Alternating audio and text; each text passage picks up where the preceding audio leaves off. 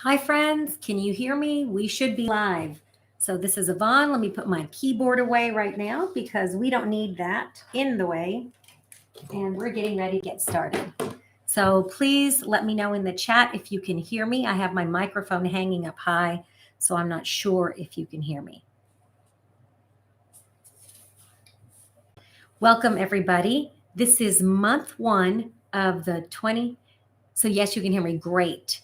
Welcome to the 2022 Jelly Roll Club Feature Project. So let me tell you, before we get started, drop your information in the chat. Just tell us where you're from. I'm so excited that you're here. This is month one, so I'm going to give you guys a little bit of an overview of the project, and then we're going to get started sewing. If you don't have your materials, don't panic. The quilt police is not here. So I'm live. This means that my daughter has not had her baby yet. So those of you that have been following me on my Facebook page, you know that my daughter should have had her baby in December. Her due date was January 5th.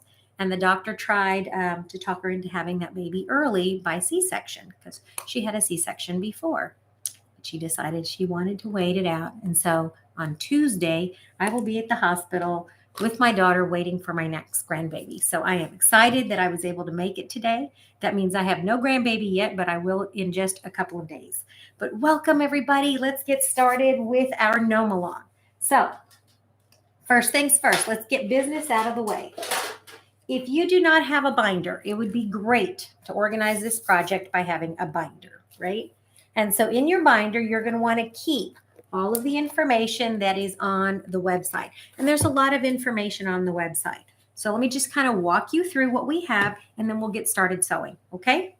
All right, so my name's Yvonne. So we'll start with introductions, and I am the crazy quilting lady. I want to thank my friend Angie. This was her idea for us to sew gnomes. She asked the question, are gnomes only for Christmas? And I said, nope, gnomes are for year round. And so here we are. All right, so let me tell you what you should have today. So what you should have to get started is you should have this detailed materials list that was posted on the website. If you have not seen it, please print it out. You should have Janice the Gnome handout 1. So Janice the Gnome is handout 1. The pattern is on our website, which is www.jellyrollclub.com. And you can also see several of the links on the Facebook page. So this is pattern set 1, and it includes Janice, the gnome. He's a happy little guy. He likes walking in the woods, and his favorite food is bacon. My favorite food is bacon too. So welcome, everybody. Okay, there are several handouts that go with Janice. But most of them are, you're going to start with some colored photos. So you're going to have Janice. He's our little gnome, and he's about 8.5 inches high. When you print actual size, not fit to page, and then he should be the correct size. There's a little inch mark at the bottom of all the pattern pieces, and they should be pretty darn close. You see this little line here at the end? If you measure that, that's pretty darn close to 1 inch, and you can check it with a little ruler. I always keep this handy dandy little ruler. Make sure you have it on inches and not centimeters. And so when I lay that on there, it tells me that that little line goes all the way across. And so print your pattern pieces actual size or 100% with a narrow margin, and you should have all of those. So this is Janice. There are 12 little gnomes that we're going to be making. We're also going to make 6 gnome homes and a total of 18 trees that you can put with your little gnome. Each little gnome home is designed to have a little tree beside it. So this is one of my gnome homes that I was playing with. But you have the option to not put a tree next to each of your gnomes or next to each of your homes. And then we're going to have a little grassy knoll that we're going to put our gnomes on. So let's get started, okay? The first thing that I'm going to do is I'm going to walk you through all of the materials that you need if you're going to make this as a fusible applique. And there are a lot of methods to do applique. There are a total of 9. I researched all of the applique methods, so there's a total of 9. Yes, Beverly, you can make those with felt as well, and felt sews wonderfully. And you can make pillows, mug rugs. Don't feel like you have to make a whole quilt. What if you just want to make one gnome and turn them into placemats? Or maybe you're going to do a little wall quilt. So don't feel like you have to make an entire quilt with us. Maybe you're new to applique and you just want to get started. Okay, so first let's start about applique. This is a year-long applique project. We're going to learn different kinds of applique methods, including machine applique, hand applique, fused applique, smooth edge applique, raw edge applique, reverse applique, decorative applique. Oh my goodness, when I started looking this up, there was like 9 ways to do applique. So there are 9 altogether. So if you look everywhere, there's a total of 9. And within each category of machine, hand, and fused, there's like subcategories. And so that's how I knew that there were 9 ways. So I checked them all off on a little box. So I'm going to teach you all of them, and you can choose whatever applique method you like, but do not be scared of applique. A lot of people are terrified of applique. It's easy to do. You can do great designs. And so we're getting ready to get started. So this month, I'm going to teach you fused applique because it's great for beginners and it's hard to mess it up. So get your pattern pieces, and I'm going to show you what supplies we need to do fused applique today. So let's get started. All right.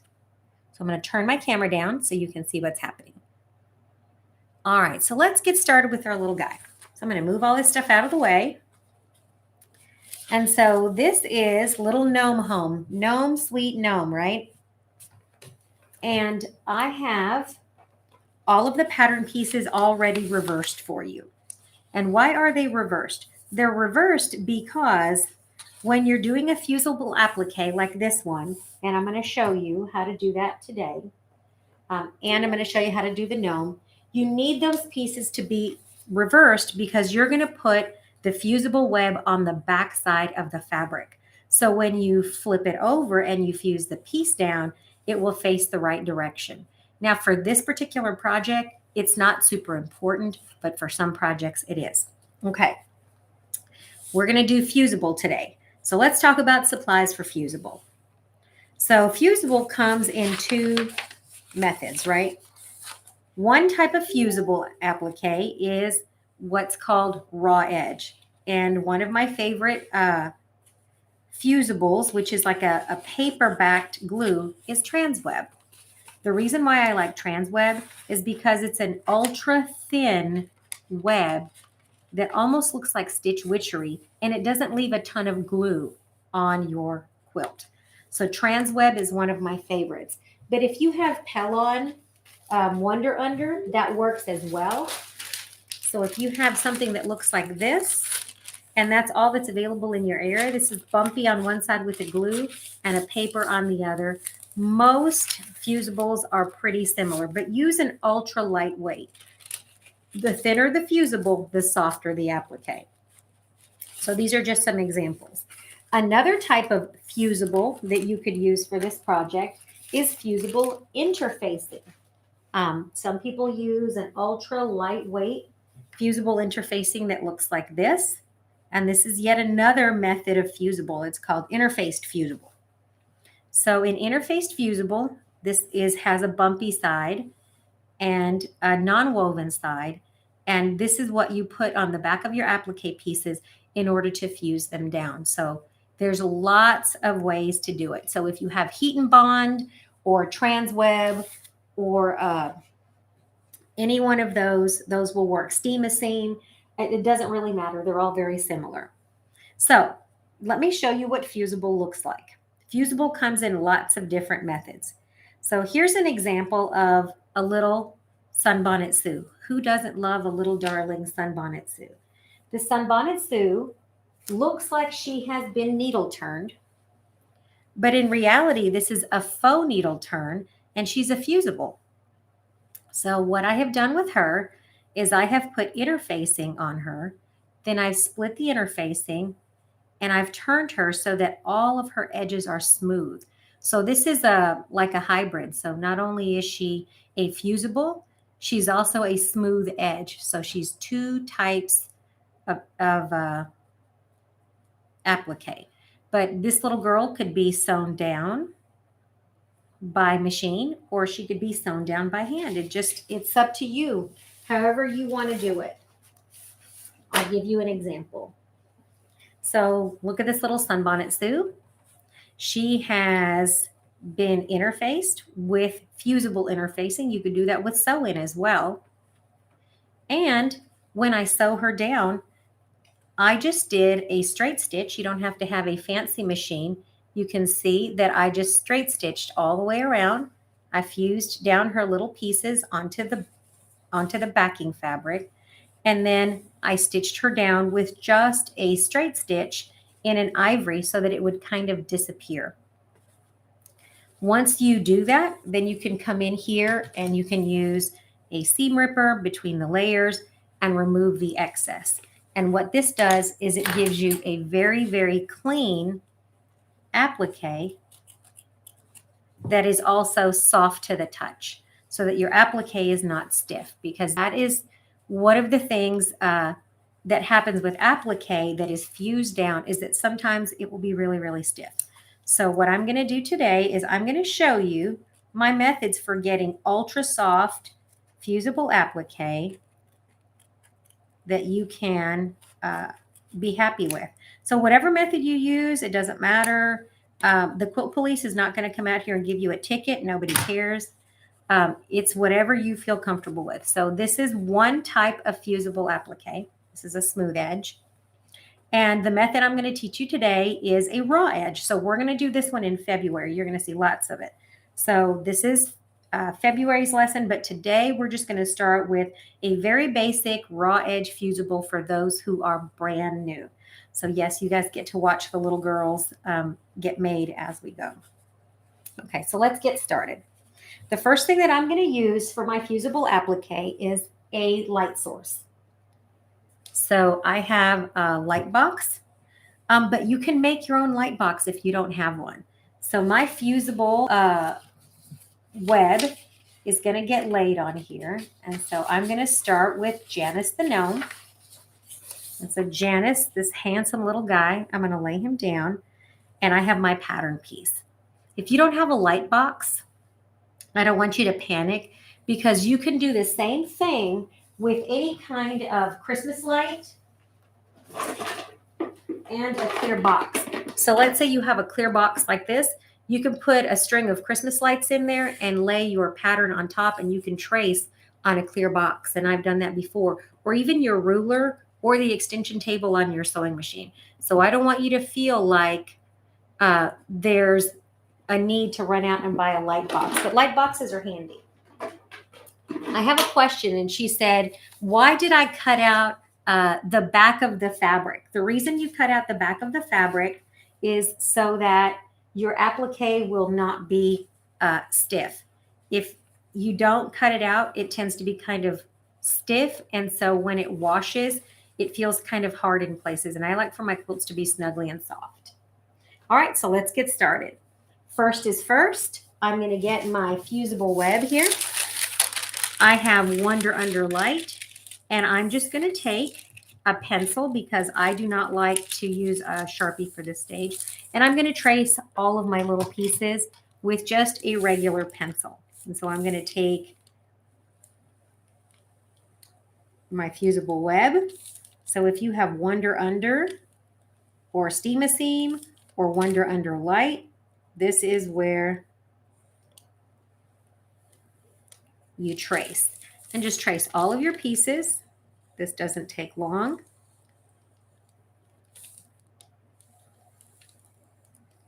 And you're ready to pick your fabric.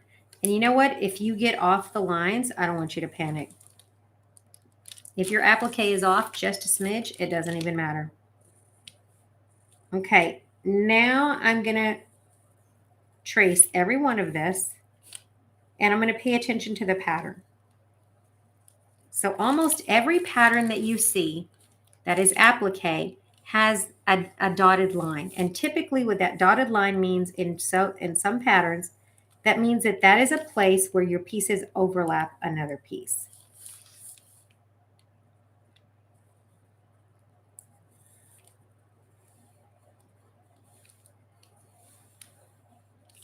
So I've traced my guy. I'm going to drag this over here, and I'm going to put the nose maybe over here. Let's save some of this fusible. So I've traced him, and I should have a beard, a hat, a body, and shoes.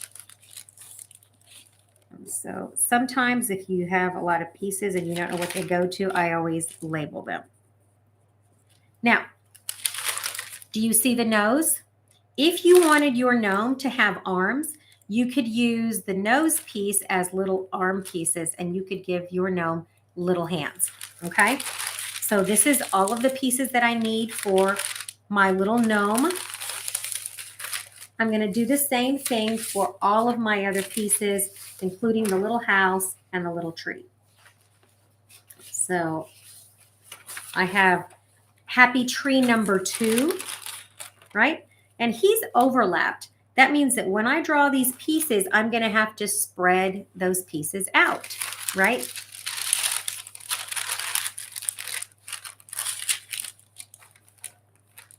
And so I'm going to start here at the top.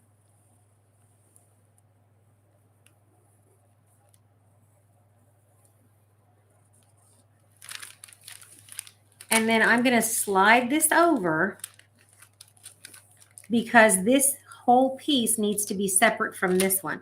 So I'm going to slide that over, and I'm going to draw my next piece. And like I said, don't panic if your applique piece is not identical to mine. Your piece can be whatever you want it to be. You want your tree to be taller, you can add more pieces. If you want your tree to be shorter, you can add more pieces. And I'm going to put little reference marks to let myself know that that is where it overlaps. And then I'm going to slide that over. Like I said, I went ahead and reversed all of these pieces, but in reality, based on the design of these trees and the gnome itself, it doesn't really matter that much. But the pieces are usually reversed if you're doing fusible applique. Okay, so I have my tree ready to go. So this is my tall pine tree, happy tree. And I have my gnome, right? So now you're ready to begin. I always cut my fusible with regular paper scissors. Don't use your nice fabric scissors. These happen to be like a Fiskars non-stick. I bought them in the craft section of my local store. But I'm just going to rough cut around all of these pieces. And anytime that you're using or working with a fusible, sometimes your scissors and even your sewing needles can get gummed up. And you can clean all of the residue from that with a 91% solution of isopropyl alcohol and a cotton ball. So if your scissors get gummy, you can use a little bit of alcohol to clean them off, and it'll get all the gluey stuff off of them.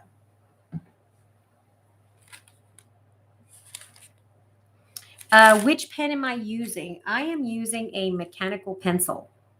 So somebody wanted to know. So I just use a mechanical pencil. I tend to use pencils a lot, but you could use a Sharpie to trace. You can use even a big fat Sharpie. It doesn't matter.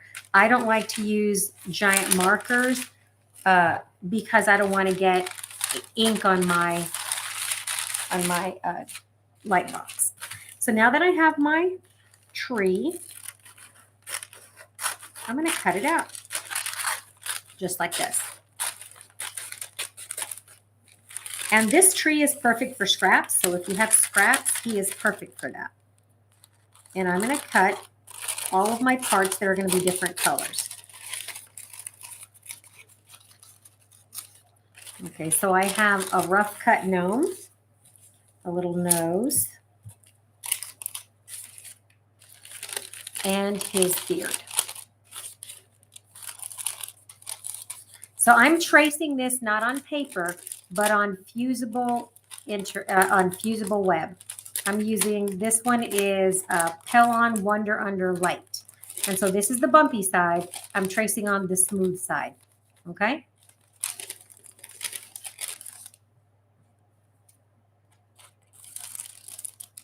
It's gloomy out there. We're supposed to get a big snowstorm, friends. Hopefully it won't happen because I have a baby to go see on Tuesday. So now that I have my beard, I'm ready to go to fuse. I have my shoes.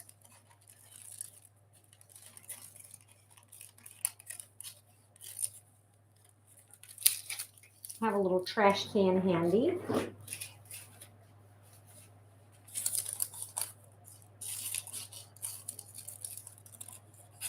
And a little nose.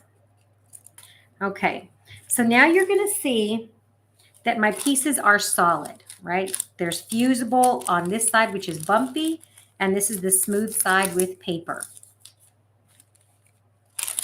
You can place the pattern pieces. Can you place the pattern pieces on fusible and cut from there? You can. But I just find it easier to just trace on the fusible web and then cut them out like this. And the reason why is because this is transparent. And so if I want to fussy cut a piece and I want like a specific part of my fabric to land somewhere that I like, then I'm going to do that. I leave a nice generous seam around all of my tracings. If you notice, there's about 1/4 of an inch or larger around all of those pieces. So this is called Basic Fusible Applique. And it's called fusible because you fuse it down. And like I said, there's 3 methods of fusible. 2 of them involve a type of interfacing. And 1 is a glue web, which is this one. So I've got all of those pieces. I throw all those little scraps away and get them out of my way. And I have my tree. I'm going to set him aside because I'm going to work with the little guy first. So the first thing that I want to do is I want to get my image of Janice because I want to see what he looks like, right? So he's a full-size image. And I know that, see this little hat? He's reversed because he's going the opposite direction. He should be like this. I have his little beard. And if you notice, I made mine just a hair larger than what it needed to be because I want that beard to tuck under the little brim of the hat. This is my little body for Janice the gnome. And if you notice, his little top edge right here just tucks under his beard just a little bit. So he overlaps. That means that we're going to build our gnome from the feet to the head in order to make him fit. There's the nose and there's the shoes. Okay, so now I'm going to pick my fabric and I'm going to keep this reference over here so that I can see which way my little gnome is going to go. I've got a small iron. You can have a big iron if you want, but I'm just going to use a little small iron and I'm going to press the fusible web to the back of my fabric, the wrong side of my fabric. So for my little gnome, I have selected a fabric that looks, and this is just a scrap, it looks like winter. And so it has little stripes on it. And on the back of this little metallic fabric, and his little hat can go either way, right? Up or down. Just check that it fits. So I can fit that at an angle even. And so his little hat is going to be striped, and I can make his little body striped as well. So I can just fussy cut. And these are just scraps that I have out of my scrap heap. Somebody said, how did I cut my fabric to get 20 rectangles? I will answer a bunch of those after I get done. So let me finish demoing the applique and then I will answer all of the questions, okay?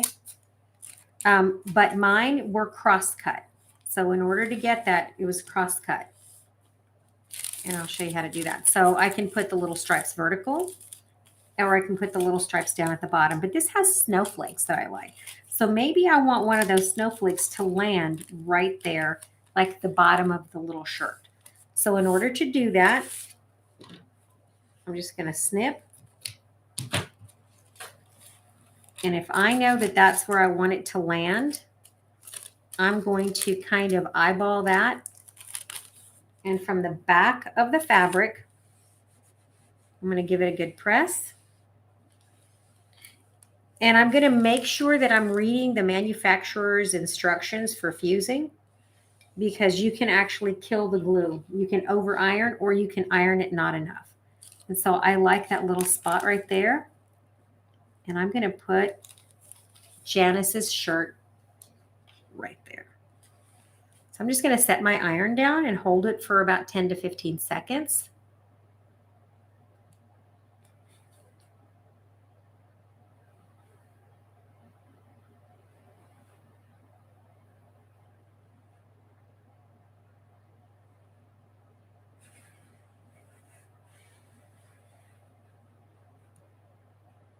And then I release and I just let that cool down.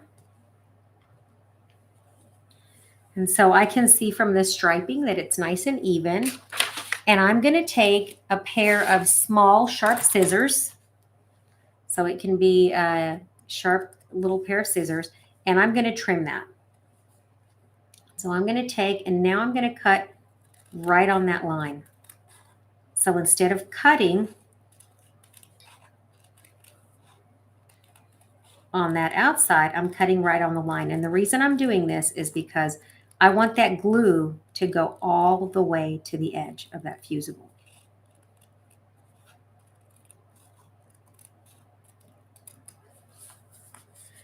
This little guy is going to be a wall hanging.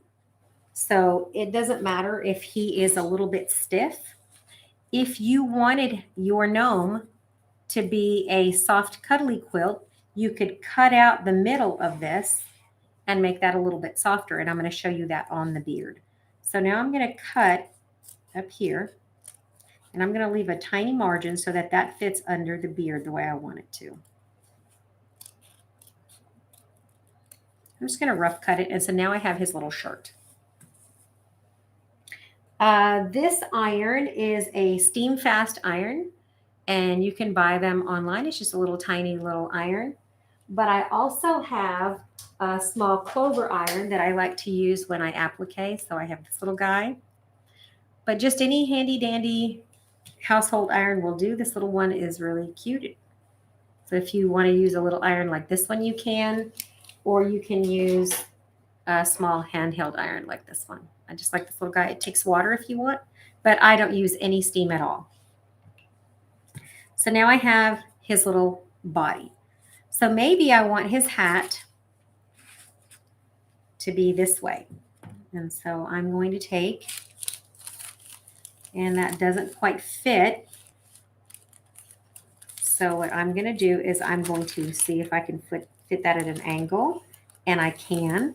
And so his little hat is going to just have his little stripes going upward like this. And so that's fine with me. I'm not picky. I just want to use up all of my scraps because these are little scraps from my sewing room. So this is a great little project for scraps.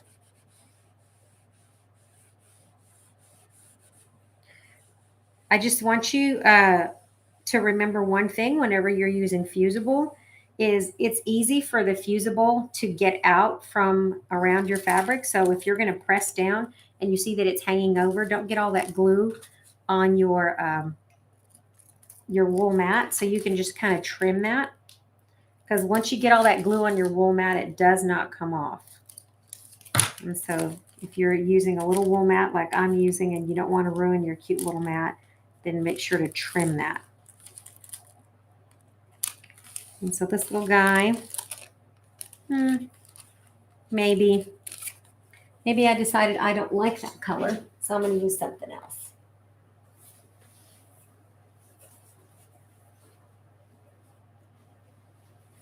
And that's your prerogative as you're sewing.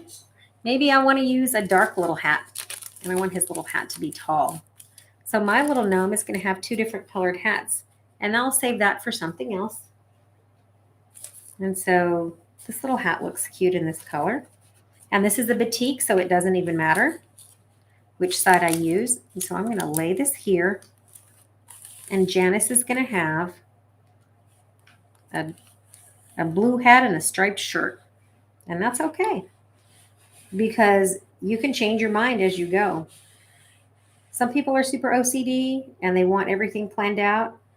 Other people are more free-spirited and they can just change as they go.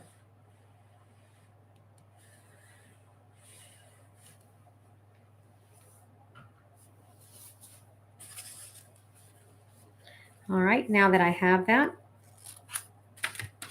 I can just trim away.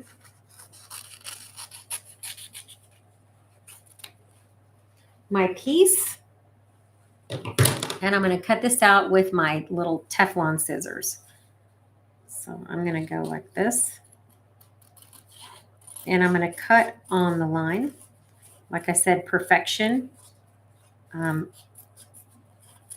is okay, but it doesn't have to be perfect.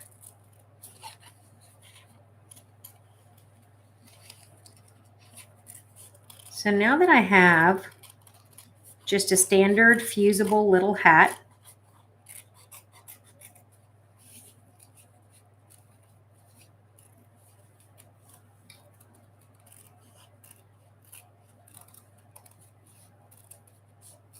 I can move on to the next part of my little guide.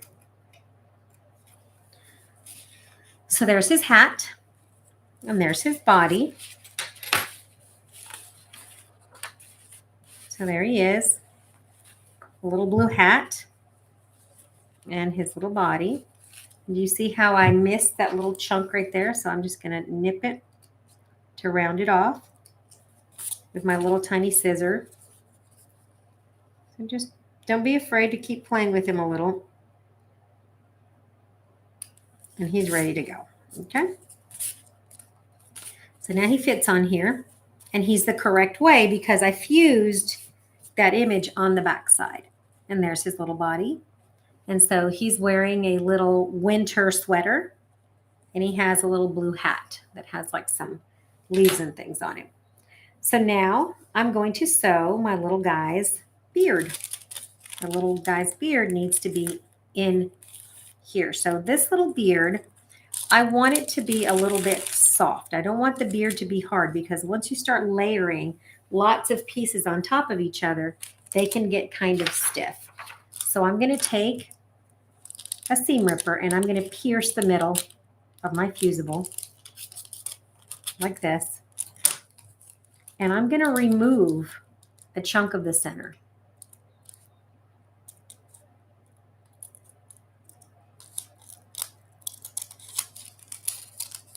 And the reason I'm removing the middle of this beard is so that when I fuse this beard on, he won't be as stiff as they normally are. And so I'm cutting just the center out of that beard.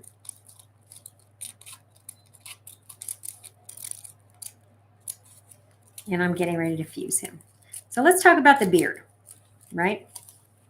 I'm going to fuse a beard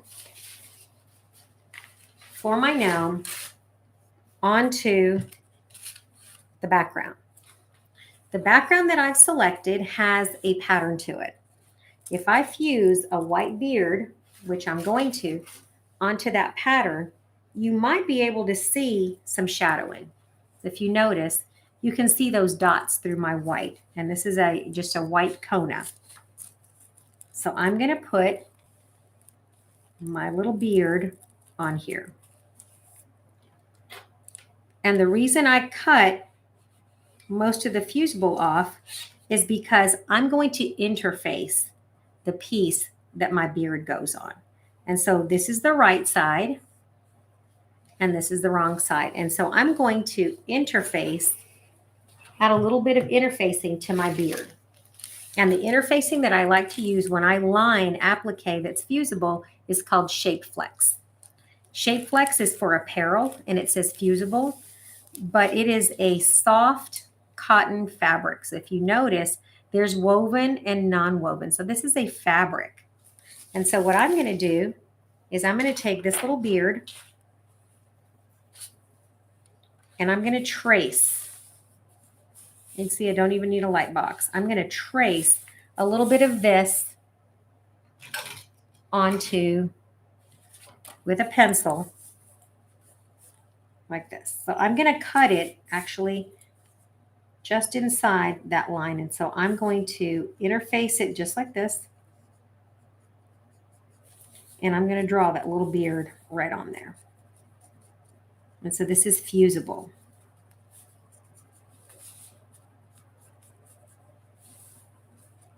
And so what I'm going to have is actually a double fusible so that you cannot see or get any shadowing behind this little guy. So I'm just going to cut. And yes, I have more scissors than I need. And so now I have a little thin piece of this gauzy fusible fabric that's going to go on the back of my beard. And I can fuse this down and then fuse the other beard piece on top. There are a lot of ways to do that.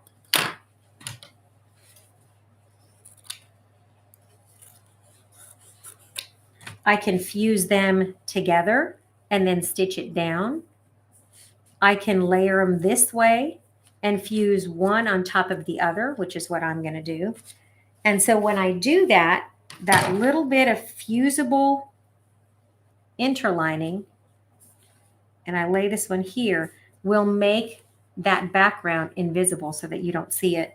And also because I'm using a dark shirt, it'll reduce the haloing underneath here. And then this will go on top.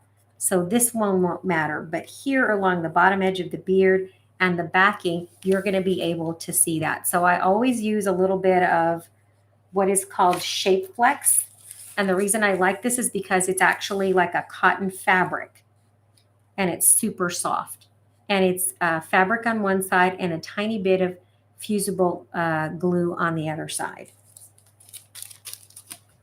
If you want a complete list of all of the things that I'm using today, I will put those in the description after it's over. Okay, so I have this guy, right? Let's go back to the little beard that we're going to build. And I'm going to cut him out. I've got my little scissors over here. Do you ever lose your scissors?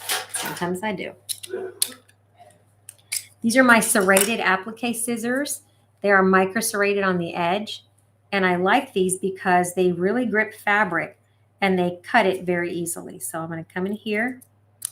I'm going to use these micro serrated scissors.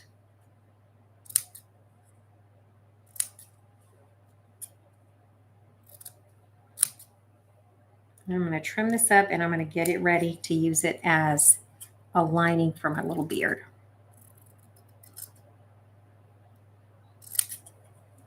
So my beard now has a lining.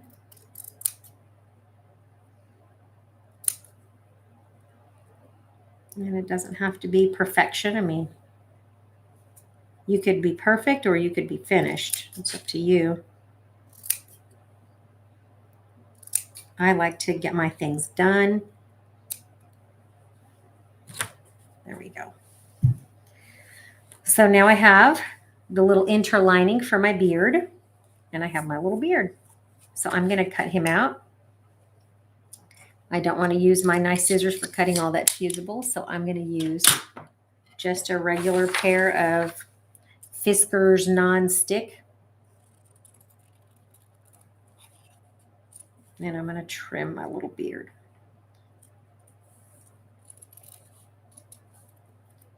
So if you are new to applique, this is probably one of the easiest methods of applique because you simply cut out your little pieces, you glue them all down, and then you sew around them because these are a type of raw edge applique. So raw edge applique means that the outside edge of the fabric has not been turned over and it's raw, which means it can fray, right? So there's a couple of different ways to finish this. You can either satin stitch with your machine. You can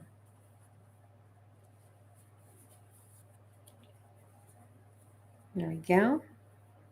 You can hand stitch all around with like a blanket stitch or another type of decorative stitch, or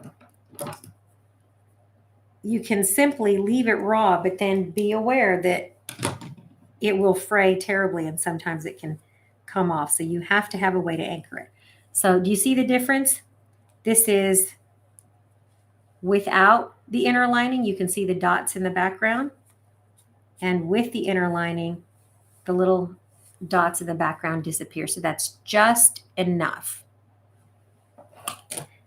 The scissors that I'm using, gosh, I have all kinds of scissors. These are Fiskars, and these are non-stick, so they're a Teflon scissors. Paid like $5 for them at Walmart.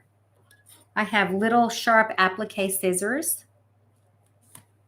I have a pair of Gingers that are a nice pair of applique scissors. These are my Clover brand micro serrated scissors. So they have a little serrated edge, and these are great for all kinds of applique. Raw edge, fuse, or needle turn. If you're cutting applique, these little scissors grip the fabric, and so the fabric doesn't slip, and I love these. But just any kind of scissors, as you can tell, I like small scissors. And so these are the scissors that I normally use. And then sometimes I also need a nice seam ripper. So these are the scissors that I normally use when I'm doing applique. Okay, so I have my little guy, and he needs some feet. So his shoes are here, and it's the same as we did before. I'm going to pick a little bit of black for his shoes. I have a little scrap of grunge. I know many of you guys know what grunge is. It's like I've got a little bit of a texture. But I'm going to take and I'm going to iron those onto the back just like I did all the other ones. So let me move this out of my way. And I'm going to press this little thing right here.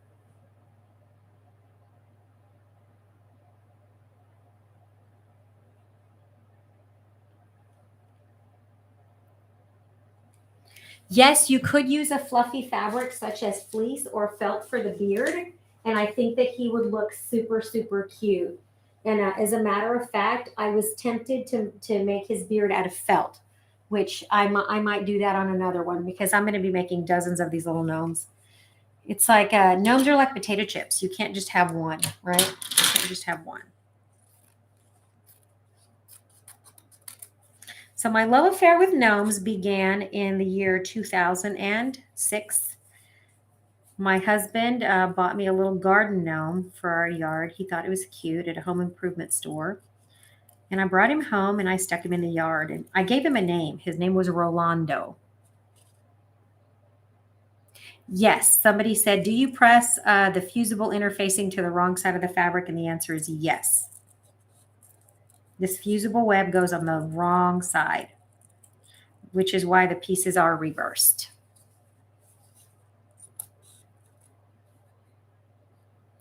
Yes, you can use fun fur, you can use felt, you can use whatever you want, and you can fuse the fun fur down.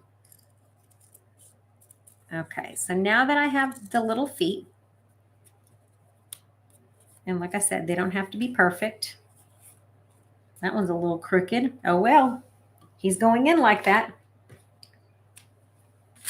I have his beard. I have his body.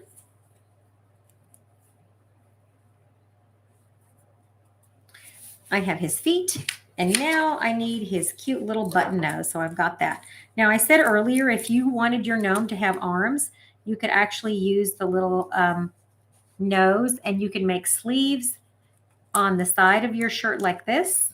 And then you could add little arms if you really want your gnome to like hold something. I like my gnome to be armless, so mine is not going to have arms. So now I got a little nose, and I've got to find a little bit of cute fabric that I want to use for my gnome nose.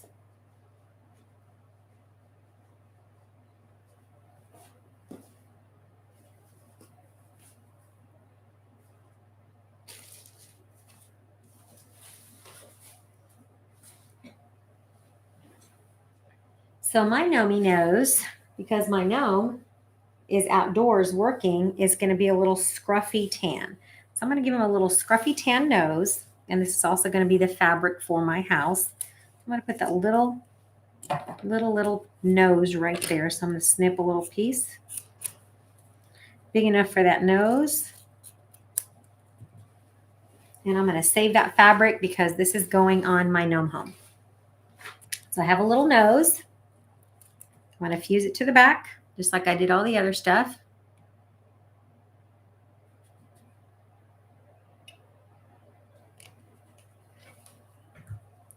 And he's got his little speckled nose that's going on the end of his face. So again, anytime that I'm using a glue, I like to use these Teflon scissors, but they're not required. You don't have to use Teflon scissors. I just use mine. Okay, nose, little speckly guy nose. And I'm ready to go. But now I need my gnome to stand on something because gnomes don't float in the air. And so I'm going to show you a little gnome that I was playing with earlier that I was messing around with. So earlier I took parts of my gnome and I made a little crooked tree because I was playing with him. And I was playing with dimensional paint. So you can see this has snow and he has a beard, but he's standing on a little snowy drift because the gnome can't float in the air, right? Your gnome needs a place to sit. Where you find the little grassy knoll for your gnome is on the bottom of the gnome home. So you see this little grassy knoll? It says the grassy knoll used under the gnomes and for the home. So this little grassy knoll can be used under your gnomes and under your homes. And you can make them bigger if you want a little grassy gnome to be bigger. So I'm going to find some grass for my gnome to stand in. So this one has snow because this is a snowy gnome. And this one has felt on it. If you notice, it's a little bit fuzzy. So this little snowy gnome is going over here. He's going in my pile of all the different things I'm going to do. So I'm going to find a piece of grassy land for my gnome to stand on. And because it's kind of snowy out and the ground is not very green where I'm at, it could be the opposite where you are, I'm going to find a little spot for my gnome to stand on. So I'm going to get all of my scraps, and I save scraps in a box. So look, I have pine cone fabric. I have door fabric, bark for my trees. So I'm going to find something for my gnome to stand on. And you see this little fabric here? I really like it. I have leaves, but I'm going to keep going. Maybe my gnome is going to stand on something brown. I'm not sure. But you can have your gnome stand on whatever you want your gnome to stand on. A snowy drift is fine. Or maybe he's just going to stand on something else. He could stand on green grass if it's green where you are. So it's up to you. My little gnome is going to go ahead and stand on a snowy drift. So I'm going to get some of the white that I used for his beard, and my gnome is going to stand on a snowy drift. So I'm going to grab a little bit of fusible, like I did before.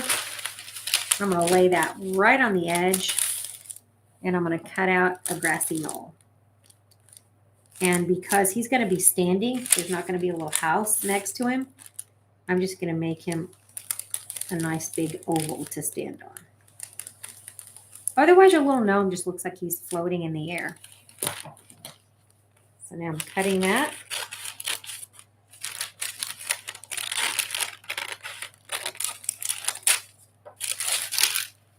And this is, for those who are wondering, this is Pellon Wonder Under Light. So I have some of that. And my little gnome is going to stand on snow. Because where I'm at, we're getting ready to get dumped with some snow. I hope not, but we might. Okay.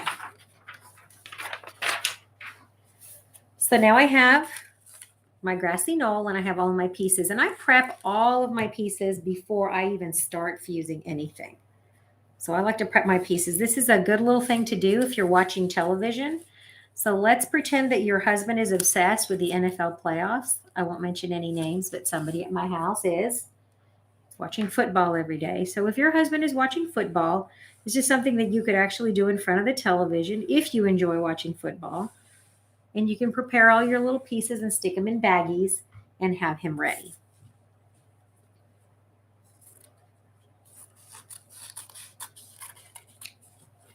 So he's ready. And I'm going to use my Teflon scissors and cut him out. Okay, the background rectangle. Background rectangle was in the cutting instructions, and he is 10.5 wide by 12.5 tall. So he's 12.5 by 10.5. So he's a rectangle. How I cut my rectangles out of my fabric is I cut them. I was using fabric that was a little bit wider, so I subcut them 12.5 inches. So I cut, and then I cut them this way, 10.5. And I was able to get enough out of 1.5 yards of fabric, enough rectangles. But they don't all have to be the same because they're going to be sashed, right? So there's my grassy knoll.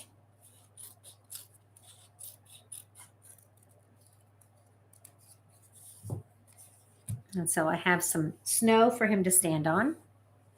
Yours could be brown, yours could be green. So I have a little grassy knoll, maybe, right?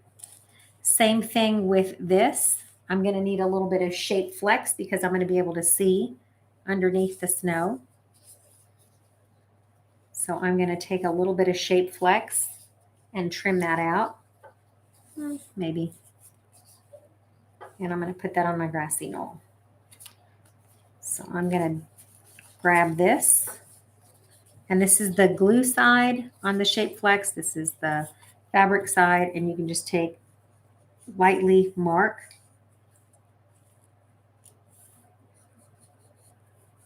With your pencil, and then you're ready to go. So now that I have that, I'm just going to trim that out. And for this, I want some pretty sharp scissors. So I'm going to use these serrated scissors.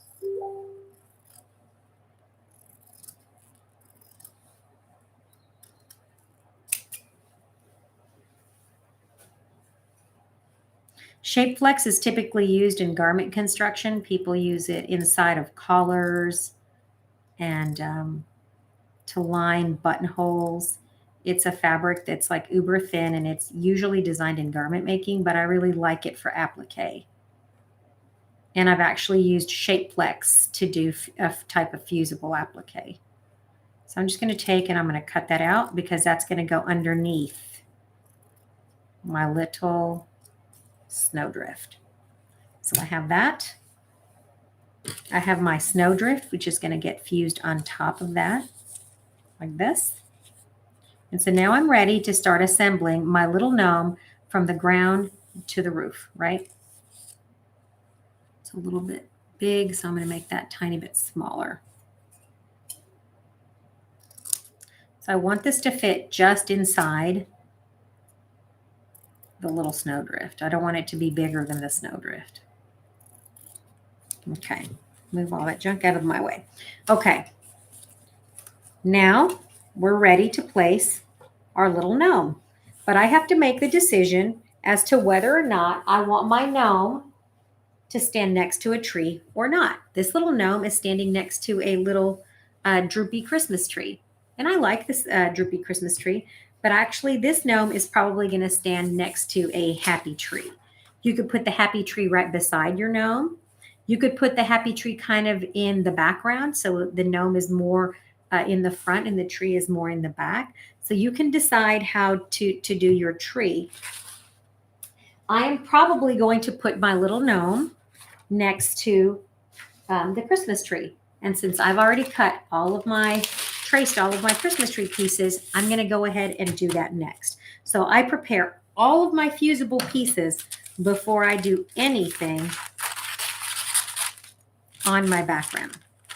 And this is for the fusible method. So these pieces on the tree are great if you have jelly roll scraps, which I have a ton of, because this is the Jelly Roll Club. You can save these little pieces and do other things with them, which I do. This is enough for little feet and little noses later on. So I usually save some pieces, not too small, but I do save some of these pieces so that I'm not wasting my fusible web. Because these are for little noses and little shoes or other details.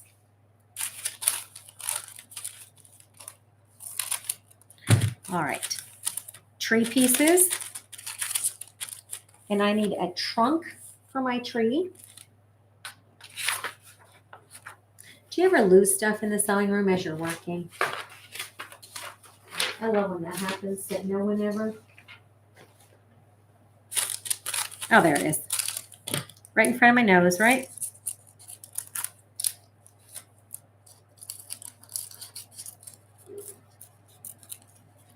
So there's a little trunk. And those are all of the tree parts.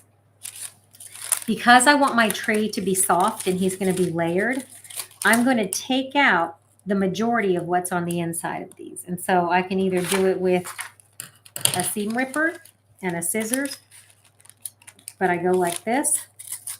And I'm going to take out the middle of all of these tree parts. So I'm working on the trees right now. And so I don't want those trees to be super stiff. So I'm going to take out the middle of all of these pieces of interfacing.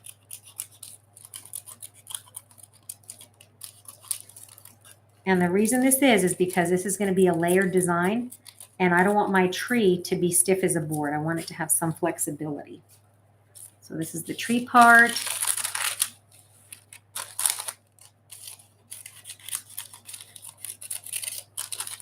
I'm going to do the same thing here. I'm going to use my seam ripper to just kind of put a slit in there. And I'm going to remove most of what's in the middle of that fusible.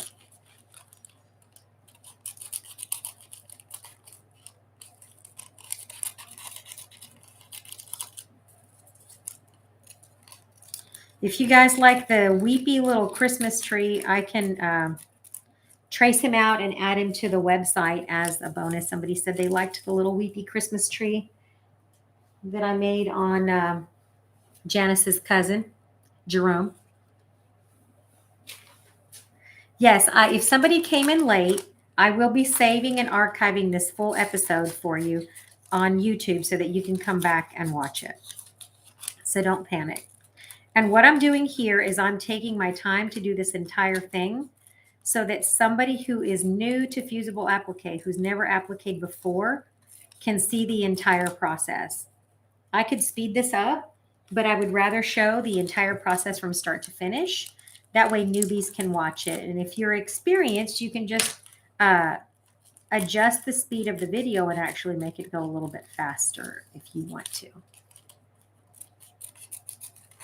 And somebody said, yes, they want the windy tree. I will trace the windy tree and scan it for you guys, and I will put it on the website if you want the windy tree. And no problem with that. Okay. All right, friends. So there's my tree. I'm going to find a little bit of fabric for my tree trunk. And I have all kinds of choices here. I have this one that looks like bark, a little bit of brown, maybe even white. I'm not sure. Save all your scraps for this project because even something like this that was left over from another one can become part of this project. I'm using all of my scraps because I like being scrappy. Scrappy, scrappy makes me happy. So for this bark, I'm going to pull my little box of parts. And I think I'm going to do this trunk right here. And it looks like wood. So I'm going to pull that out. And I'm going to do a little bit of bark for this tree.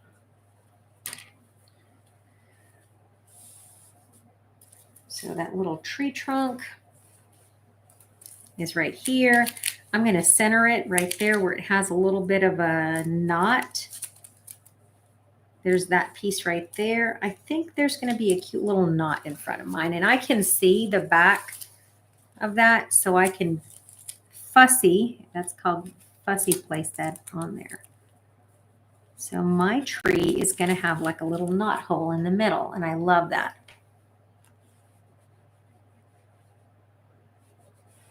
If you guys love the Weepy Tree, I will most definitely get you a copy of the Weepy Tree.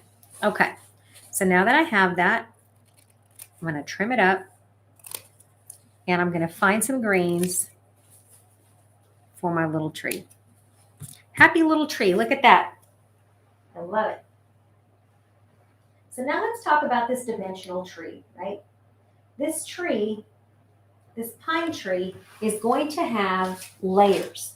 So I don't want to use the same fabric in every single part of the tree. So what I'm going to do is I'm going to pick a couple of different greens that I have floating around, especially my scraps, and I can decide what colors I want to use in there. So maybe I want to use a darker green. It depends on what the trees are doing in your neck of the woods right now, right?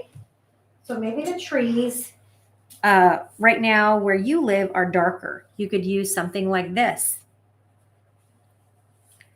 Maybe you want to use a brighter green. You have a scrap left over from a little mini stocking you made, and you want to use something like this. You decide what you want your tree to do. It doesn't really matter.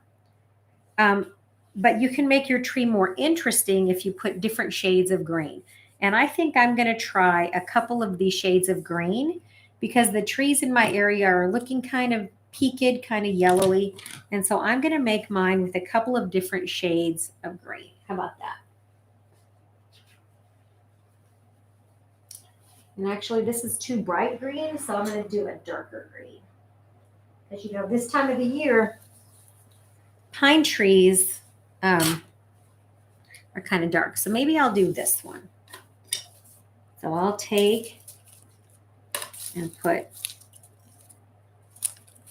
this pine cone here on the back, of course, not on the front. Goodness gracious.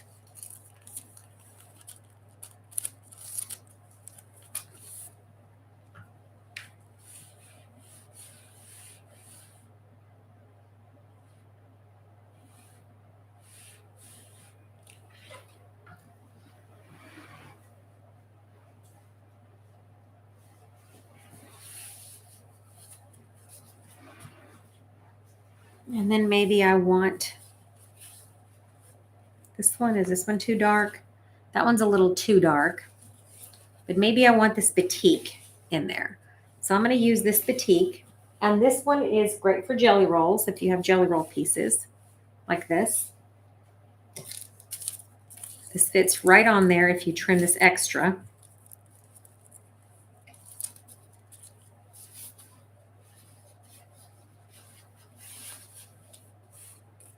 If you're using a batik, which side of the batik doesn't matter because batiks are dyed in a way that the pattern goes through to both sides. Yes, I am cutting out the centers to make my trees softer. And if you're very careful with your cutting, you can actually make your all your tree parts from jelly roll strips. So there's that. And I can lay that on there and press it down.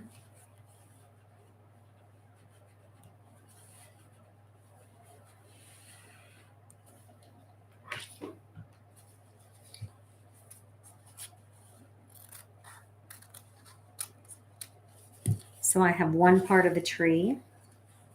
I have the trunk. I have another part of the tree in a different color.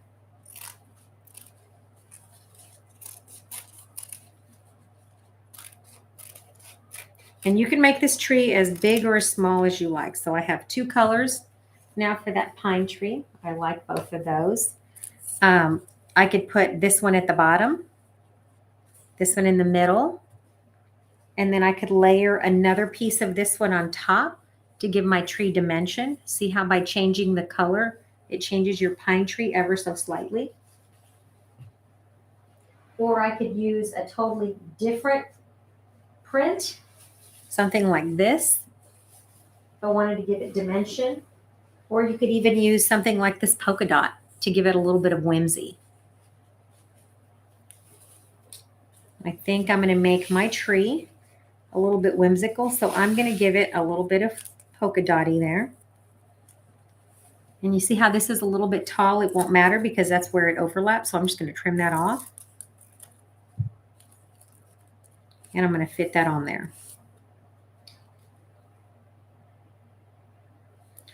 Somebody said, why don't I use the same fabric for all the tree layers? That is a personal preference. You can use the same fabric if you want to. I'm using 3 different prints, actually 4, because I want my tree to have a little bit of dimension. I think it just adds interest to an applique if you can use fabrics that kind of give it a little bit more interest. It's like in a painting. If you have an item on a background that's just a single color, it's not as interesting as when you color wash the background of a painting.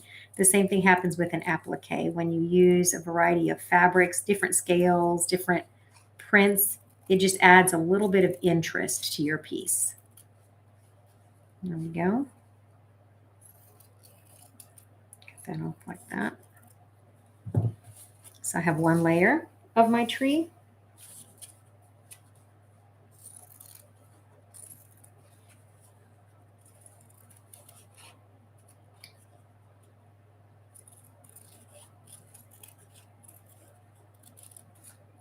Yeah, I like the pine cone fabric too. It adds a little bit of dimension to that tree.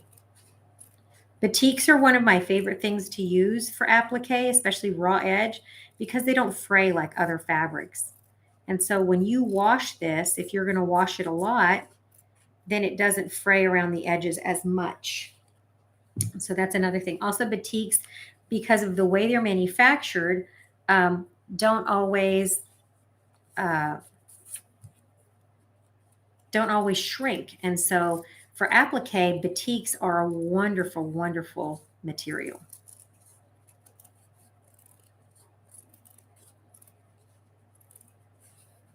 How's it going out there? Do we have any questions that I can answer?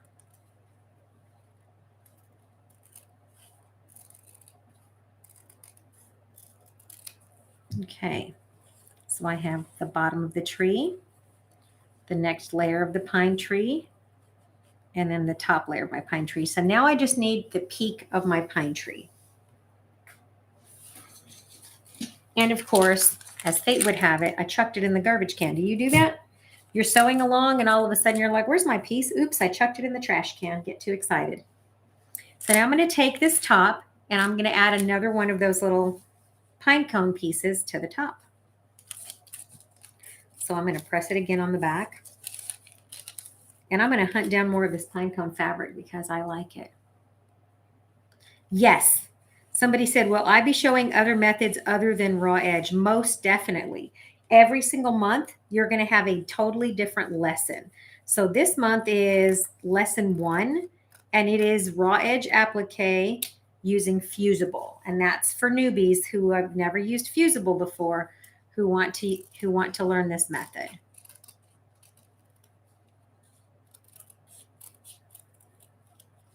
So there we have it.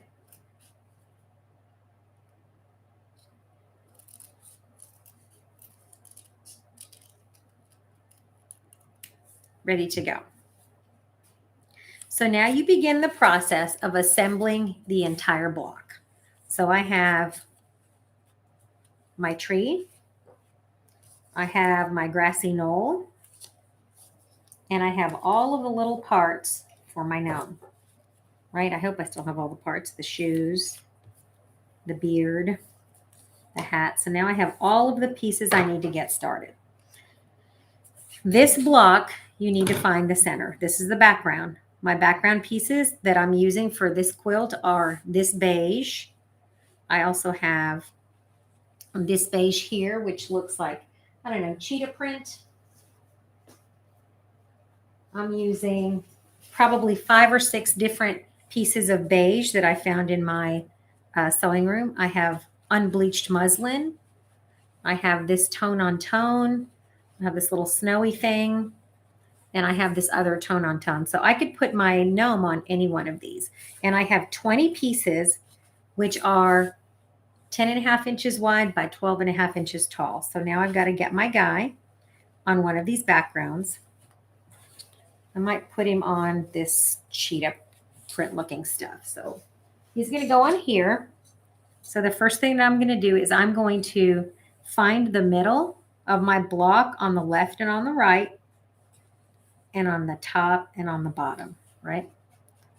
So I'm going to find my center. So I'm going to make kind of like a bullseye with my fingers.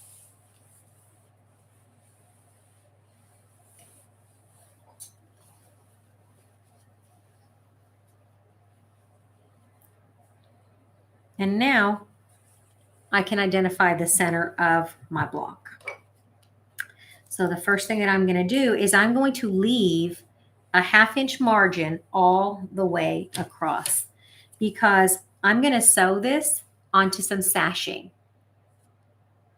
No, I'm not using the same background for every block in this particular project. I'm making this quilt 3 times. And so I'm going to use one background for my other ones and then different backgrounds for this one. So now I'm going to measure from the edge to the inside, and using a pencil, because this erases, I'm going to take and I'm just going to mark just like a little tiny dot right there, because I want to make sure that I'm not fusing anything within a 1/2 inch of the edge. And so I'm just going to put a little dot, and these little, if you're going to mark on your fabric, make sure that you're using something that's washable.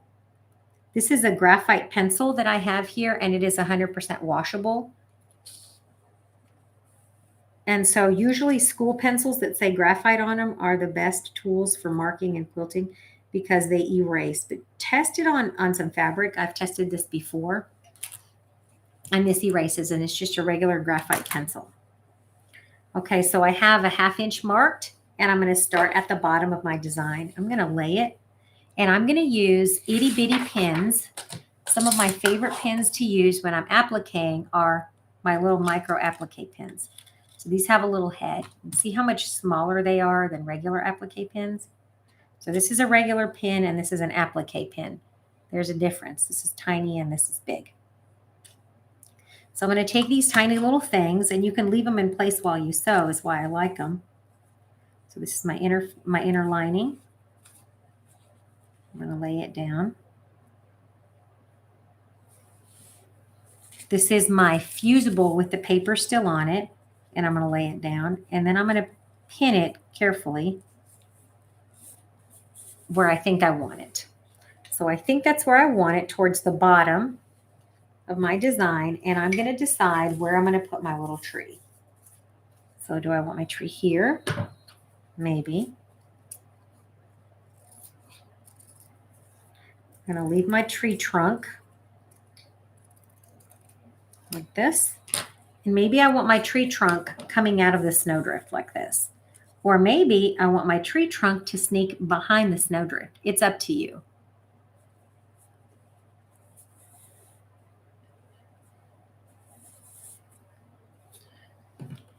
And so I can put my tree over here. I want to make sure that my tree is not within a 1/2 inch. So I'm going to slide this over, and I'm going to make sure that I have equal amounts. And I'm going to put my little tree over here. So my little tree can go like this. And I'm going to do alternating. And so then my tree is going to fit like this on my background. So it's going to go up. I'm going to make him as tall as I can. And he will fit up here on the top. Can you guys see the top of that? So he'll fit like this. And then I always make sure that I know where I want to put my pieces before I start fusing. These little shoes are going to sit on top of the snow. So they'll go like this, right? And so my little gnome is going to stand on the snowdrift, and he's going to go like this. So there's going to be an overlap with that tree. And my little guy with all of his little parts will sit on top of the snowdrift just like this. And so I'm going to fuse him once I decide where I want him, and he should fit inside my square like this. Then he'll have his little nose. And that's where my little gnome is going to go, right? So I mark 1/2 inch and 1/2 inch. And if you notice, there's more space on this side than there is on that side. So I'm probably going to shift my entire gnome over just a hair to the right, and I may move my snowdrift. So don't fuse anything until you're sure where you want your pieces to go. There's nothing more tragic than spending all this time cutting out what you want only to discover that it's in the wrong place, right?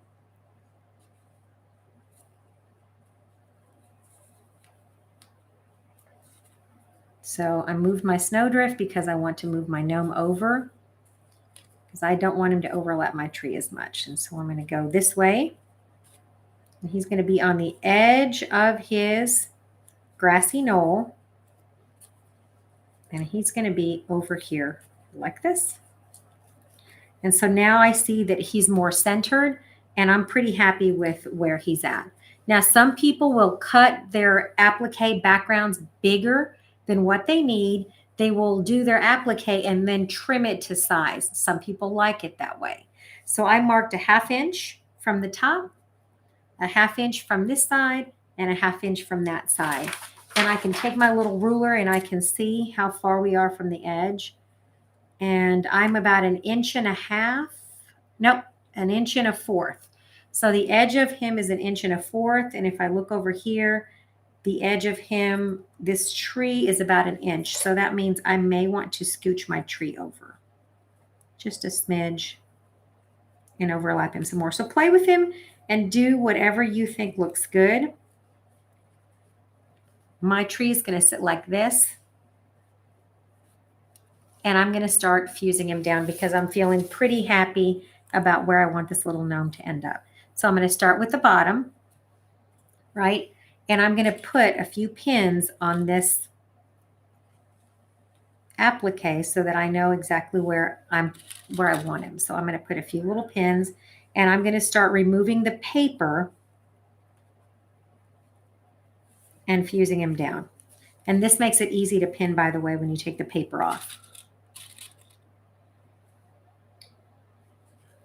Background fabrics, somebody said they're struggling to pick out background fabrics.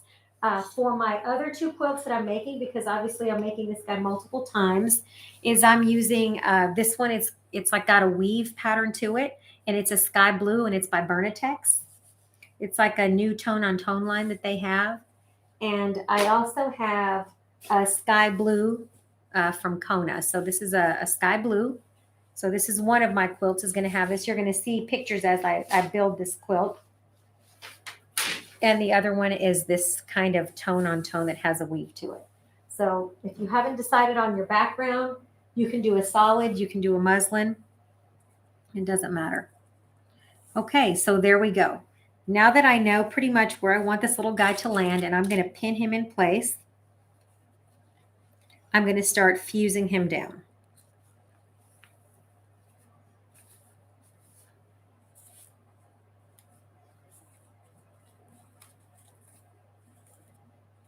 So I'm going to start with the tree because he's going to sit behind my gnome. And I'm going to get started. So I'm going to move that trunk out of the way. And I'm going to mark. I'm going to peel this back just a hair. This one stays right where it's at. And I'm going to fuse that interlining straight down.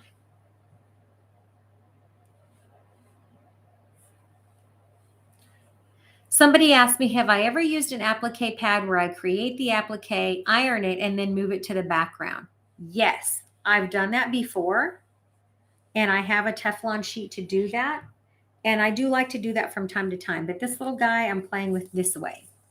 All right, so now that I have the interlining down, now I'm going to take this fusible paper off. And I just kind of wiggle it with my fingers until some of it starts coming off. And I peel it, and it's super easy to peel.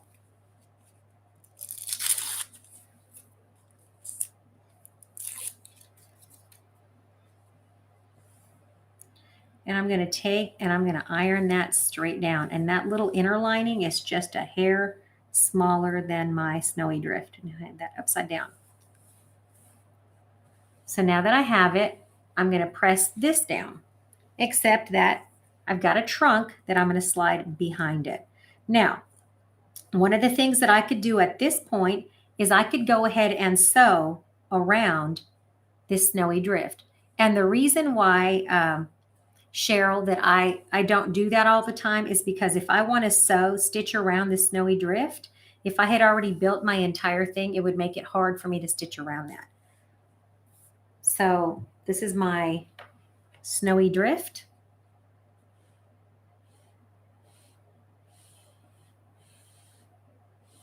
And I fuse it down.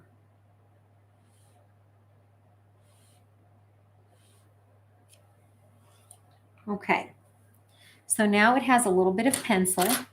A lot of times when you draw with a mechanical pencil, you can literally just erase it like this. And the marks come right off of your fabric, and you don't have to worry that your fabric is stained. So you see where that had little pencil marks on it? You can literally take the eraser and it comes right off, just like that. So now the snowy drift is done, and I have to decide, how am I going to finish this edge? I could machine stitch it down, or I could zigzag it with my machine. I could do a decorative stitch on this before I put all the other elements. And so one of the things that I'm going to do is I'm probably going to blind stitch that. And so blind stitching is a way of sewing it so that it looks nearly invisible. And you don't have to have a fancy machine. So let me show you what I'm going to be using. I'm going to be using one of my vintage ladies. So I have, and let me show you what I've got here. I've got a Singer. You can see my box of stuff. I've got a Singer 404. Her name is Coco Chanel.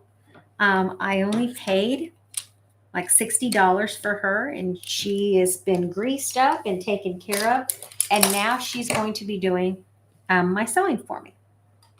So how to sew when you have a bunch of different colors of fabric and you're doing raw edge applique. If you notice, my bobbin has already been threaded, and the color that I've put in my bobbin is beige. So I put Auriful beige in my bobbin, and that color will never change. The color that will change is what I put on top, so that when I do my decorative stitching, it will look nearly invisible. Okay, so this is a vintage lady. She's Coco Chanel. She's a 401A, and she's going to be doing my stitching for me. Now, your machine may have different decorative stitches. Maybe you're even using a machine, but mine has BO, is a decorative stitch that's used for hemming pants. And so she's a great little lady, and I love her. So you don't have to have an expensive sewing machine to do that. So what I'm going to do now is I'm going to take, and before I do anything else, I'm going to go ahead and stitch her down. And that was another reason why I wanted. So I'm going to take a little bit of thread. I could use, this is what I have in my bobbin. It's an Auriful, and the color is 2310, which is just like a beige. And the reason I put that in my bobbin is because it coordinates well with my background. And now I'm going to take just a Metler Metro Seam, which is like a silk finish. And I'm going to go ahead and I'm going to sew that snowy drift. So I'm going to thread my lady. She threads easier when you lift the presser foot. And I'm going to go ahead and I'm going to stitch with a blind stitch around that snowy drift. So I'm going to pull this down. You ever thread a machine really fast? I've gotten to where I'm really fast with my machines. Maybe I should wear my glasses. So now I'm going to pull my sewing camera over here so you can see. I've got a seam guide, so I'm going to take that off and move it out of the way because I'm not doing a 1/4 inch foot right now. So I have a seam guide on my machine, and she's coming off. And I'm going to thread my lady. Turn the light on, right? It always helps when you turn the light on.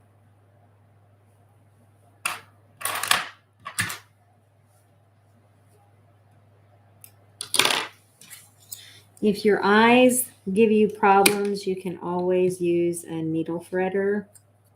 I always keep needle threaders handy. Or you can just try threading it. Here we go.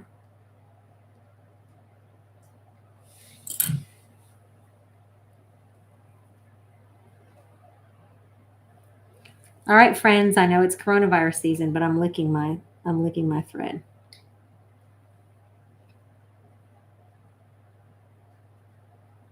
So now that I have her threaded, not too bad, I'm going to take this little lady where I've already stitched my snowdrift on the bottom, and I'm going to start right here. Kind of the, can you guys see that? Kind of like the upper edge of my grassy knoll. And I'm going to sew with a blind stitch along that edge. And I'm just going to start this lady, and it won't take me but a second.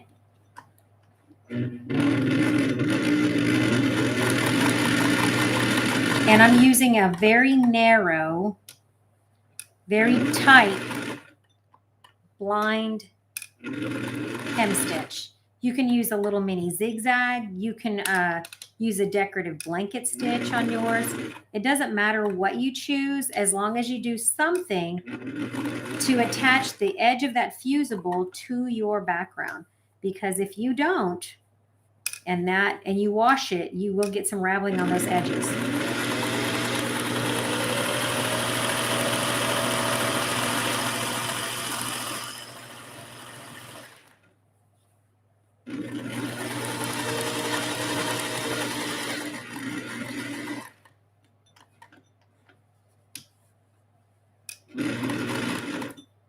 This one, I want it to be washable.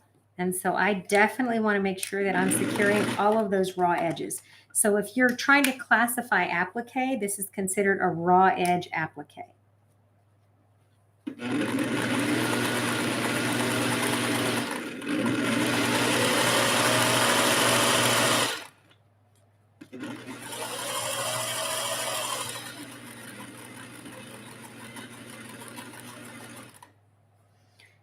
I'm going to leave a tiny bit of that unsewn because I'm going to tuck my little tree trunk under there. So I'm going to reverse it just a second, and then I'm going to lift that up and I'm going to trim that away. And the reason I do that is, like I said, it's easier to sew as you go than to fuse everything down and then to sew. So now you see my little grassy knoll has been stitched down with a little bit of an ivory color, and she has just a little bit of texture. It's not an applique stitch that normally is used, but I like using it. So it's a blind hem stitch. So it just has a little bite. So it goes stitch, stitch, stitch, and a bite, stitch, stitch, stitch, and a bite. And that's how I'm adding my little grassy knoll. So now I'm going to add my tree.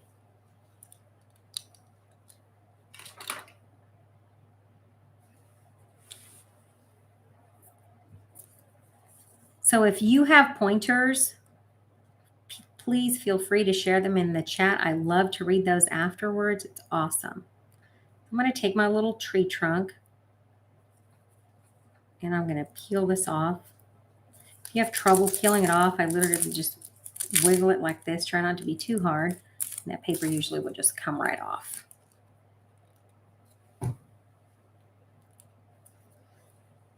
And then I'm going to take and I'm going to slip that trunk just barely behind there.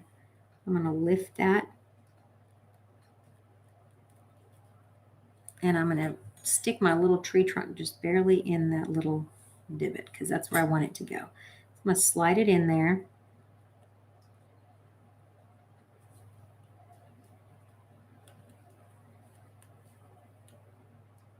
And I want him to be tucked under there. You don't have to do it this way. You could actually just put him on top. So if I wanted to, I could put him on top. And I might do that. I do not like to stitch underneath another piece because sometimes you can see it. So maybe I'll just put that there. So I'm going to move this back. And I'm going to fuse it.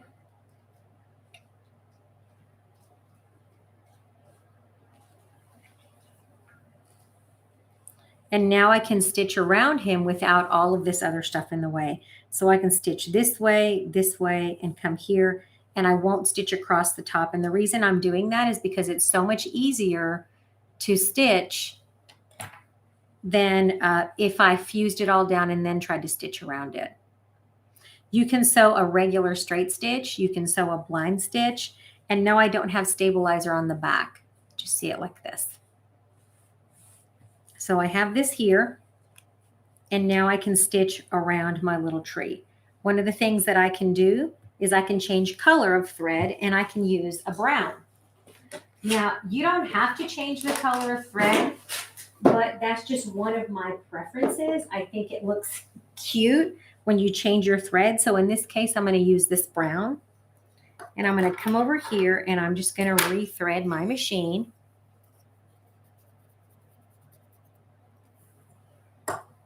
And I'm going to sew it.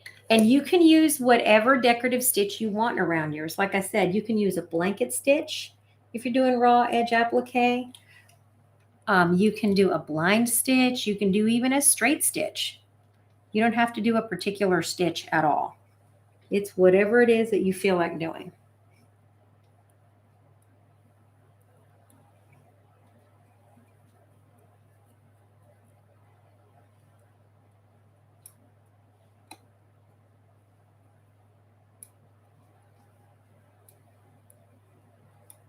So I will switch my top thread to brown. So now I have my machine ready, right? And I'm switching my top thread to a brown thread. I am not going to be using a beige because I have beige in the bobbin. So I never switch the bobbin out. I leave the bobbin the same because my background is the same in all of these blocks. And so to save yourself the aggravation of having to switch out bobbin thread, you just leave the bobbin thread the same color as your background. And you switch only the top thread. And then I adjust the tension on my machine to a 4, and that keeps the threads towards the back rather than the front so that you don't see that. So now I've got this little guy, and I'm going to stitch around him, his little trunk, using my brown. Like I said, you don't have to have an expensive sewing machine to do this. You can use a vintage lady. You can do a straight stitch around here. You just need to do something to anchor that.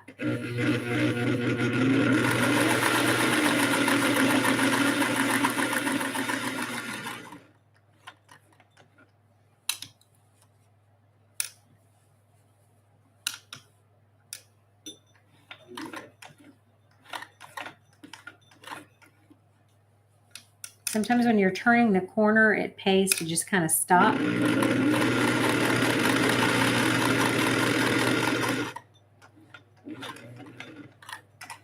And see where the needle's going to go so that you don't end up sewing in the other parts. All right. I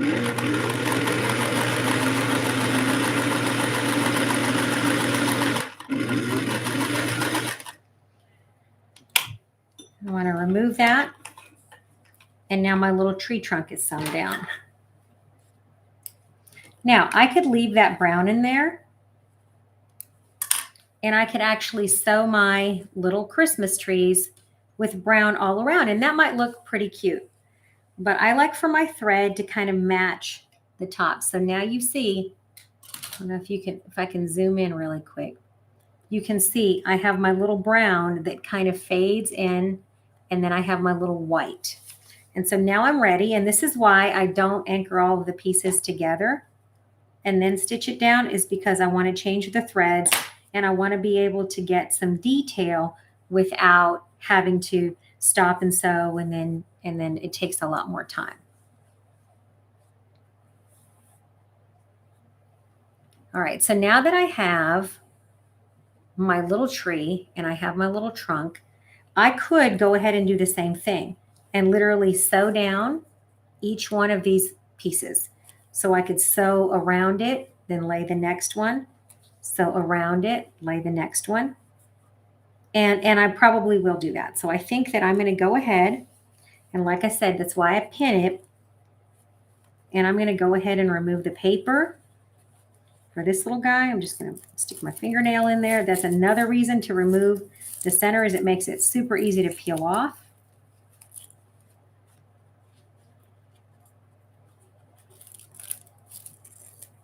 And I'm going to fuse that little guy in place. If you use applique pins, like mine, you could literally press with the pin in place and then remove the pin. And remember, there's no fusible in the middle. So I'm going to fuse that guy, take my little pin out because I don't need him anymore. Press him again to remove the little pinhole. And now I'm ready to go. I could stitch all the way around in brown, or I could straight stitch. If I didn't want to sew like this, a blind stitch, I could do a zigzag. I could do just about any stitch I wanted to. But I'm going to go ahead and leave it like that, and I'm going to go sew with a little bit of brown. So I'm not going to switch my brown. I'm going to leave it because it'll give the edges of this tree a little bit of texture.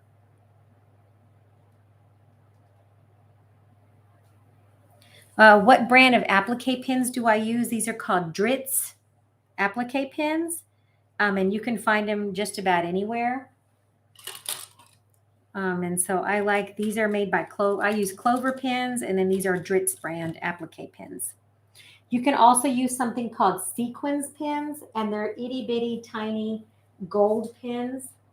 And they're like this. They're made out of brass. I don't know if you can see those. These are like a half-inch pin, and these are tiny. But I like brass because they don't rust. And so I use itty bitty tiny pins when I'm appliquing because you can iron around them, you can fuse around them, you can sew around them on your sewing machine, and they stay out of the way. So they're little tiny pins so that you can pin your stuff down. It's better than trying to sew or plug yourself a big giant pin. So I use little tiny pins. All right, so let's get sewing. I'm going to go ahead and try to go a little bit faster. Pellon Fusible 805 works just fine. Transweb like this works just fine.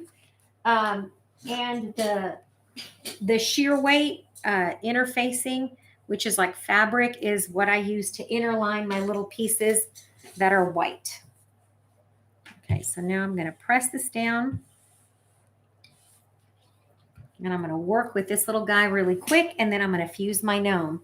And then we're going to move on to the little house, and I'm going to show you, because the little house is already stitched, I'm going to show you what I do once I get it all stitched down. So here's my little guy. I've pulled the thread out, and I'm going to start with the edge that overlaps. And I just find it easier, and it looks neater and cleaner for me to sew it this way. You sew whatever way you feel comfortable sewing.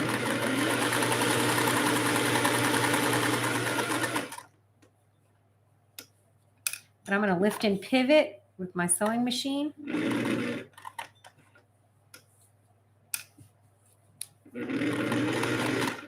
I like the blind hem stitch. If you're doing any of the other applique projects right now, this is a technique that's been circling the quilting circuit for about 10 years now, but I love this method.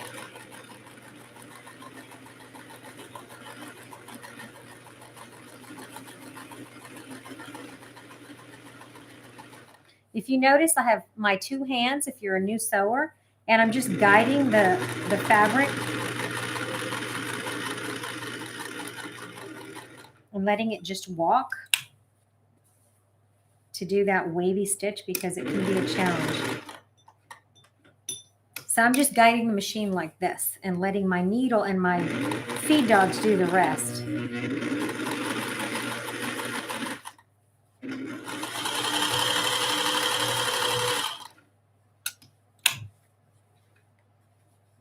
I'm not going to sew across the top of the tree because this is where this piece will land. And what will happen is if I sew, then sometimes you can see it on the other side. So I will not sew through that. I'm going to back stitch it. And move on, and then I'm going to cut it off.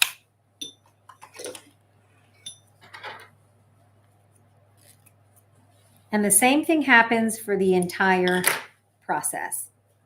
And so now that I have it down,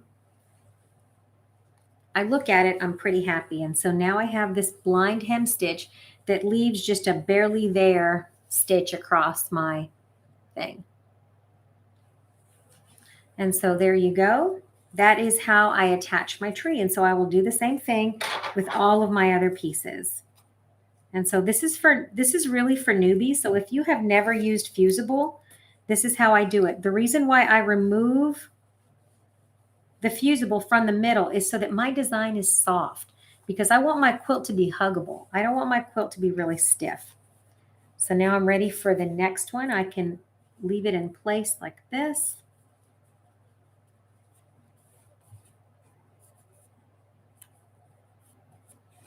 I pin it where I want it to stay, and now I'm going to take the paper and fuse it off. And I'm sure that there's other ways to do this, so if you have any tips, please share them. I love to get tips. We can even put them on the Facebook page. I'm just going to pull that off, and now that's ready to fuse. Leave my pin in place so my little piece doesn't move. And I applique my guy.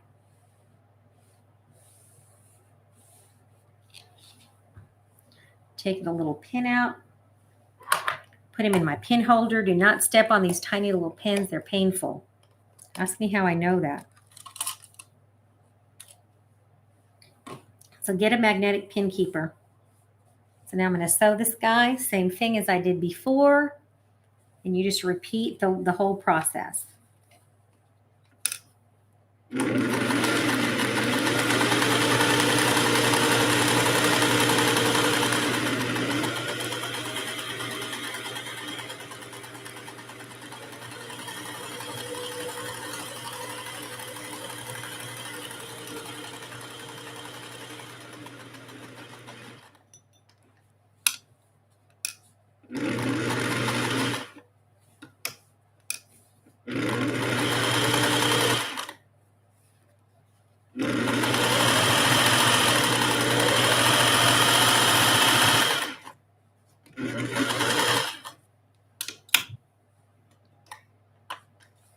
So what happens if you go off the edge and you sew something you don't like? Guess what? At this stage, you can still go back if you really want to, and you can remove something.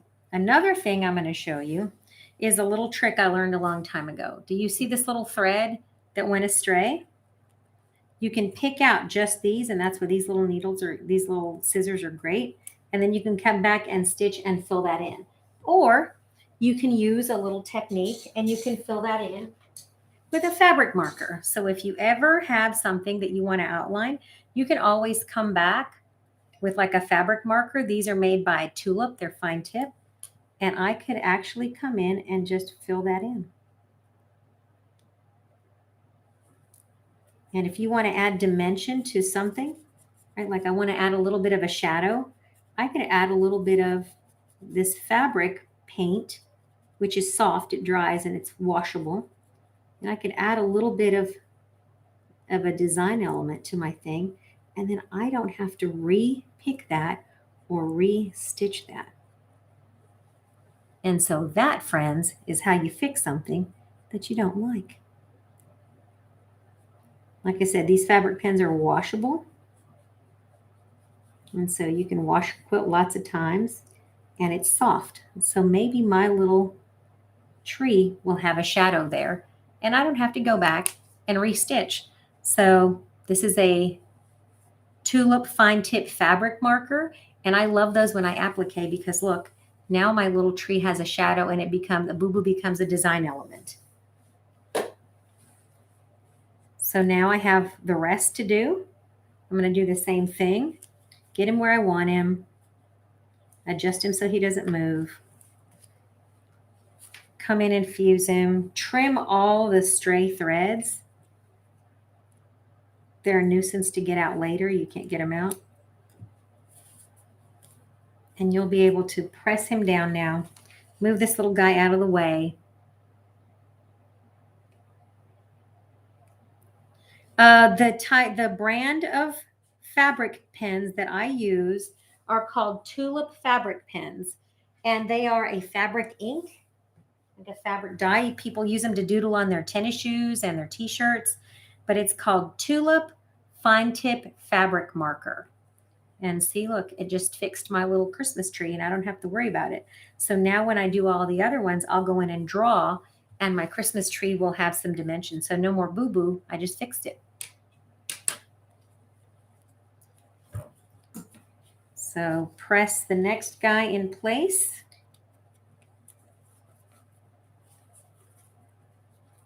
And like I said, I like this method because it creates a soft dimensional fused design. Some people will just fuse the entire thing.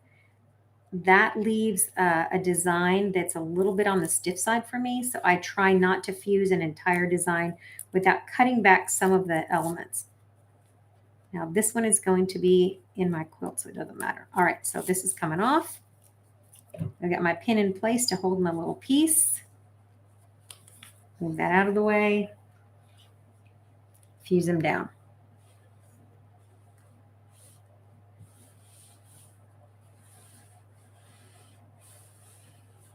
And like I said, I'm going into a lot of detail here because I want my people who have never appliqued before to know exactly what the process looks like from start to finish.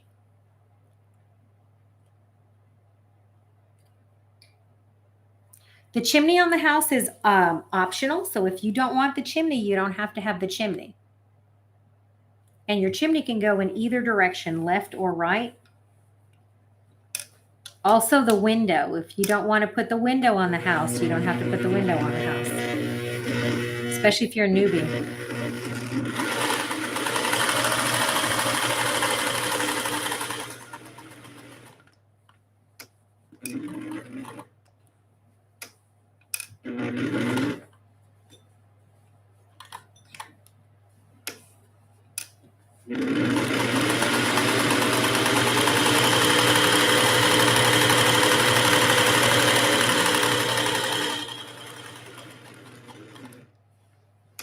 I hope that I'm making this process easy for you who have never appliqued before. Applique, it sounds so scary to most people. They're like, oh, I could never do that. I think applique is easier than some piecing techniques. Can you guys see that?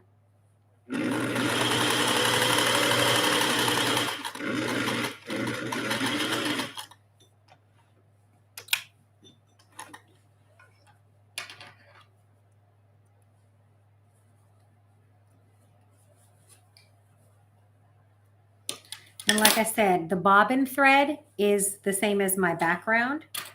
And you can see the outline.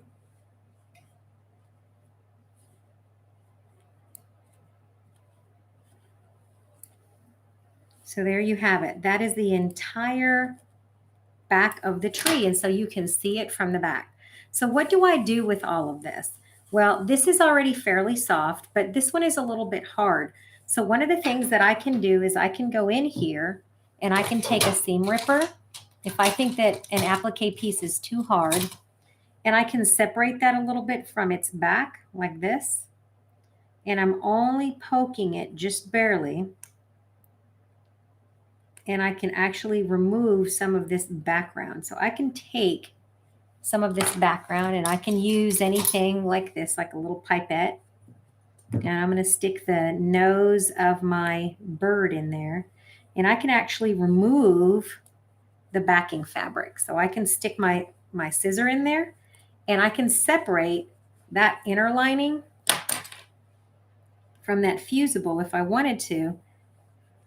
And I could cut it out. So I would only be cutting away the part that is the background. So if I really wanted to, I could cut away that background and get it out of there. So if I wanted to, I could carefully heat it up with my iron like this.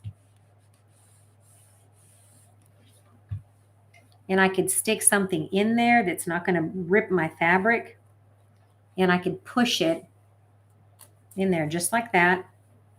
And I can actually remove most of this background if I really wanted to. And I do that sometimes just to soften it. And you could stick that in there. And as you wash this piece, it'll get softer. You can stick a chopstick in there. You can cut a little section of it like this. And then you could stick the back of a paintbrush like this. And I do like to separate that background from my fusibles just so that I won't have a really stiff design. I'm sure that some of you guys who've tried fusible applique notice right away just how stiff it becomes. Right? And so there you have it. I can take my little scissors like this and carefully trim away only the background. And that'll do two things. It'll soften up the design and it'll keep my little haloing effect down to a minimum. Remember I said I didn't want the little polka dots from the background to show in the snow. So this works really well to prevent that from doing that. So I'm just taking it and I'm sticking my finger in there. And then I'm leaving a 1/4 inch seam all the way around like this. And remember, I've already stitched it down, and that's the reason why I stitched it down, is so that I could go in and do all of this. And so by removing that background out of there, it makes it soft and it reduces the haloing. And it has fabric in there. So I'm doing that to the grass all the way through. If you've ever taught high school science, you know that these things are what's used when you dissect critters. There is surgical steel. I don't like to use anything in my sewing that might rust and leave rusty things. So there we go. So now that you see all of this coming out,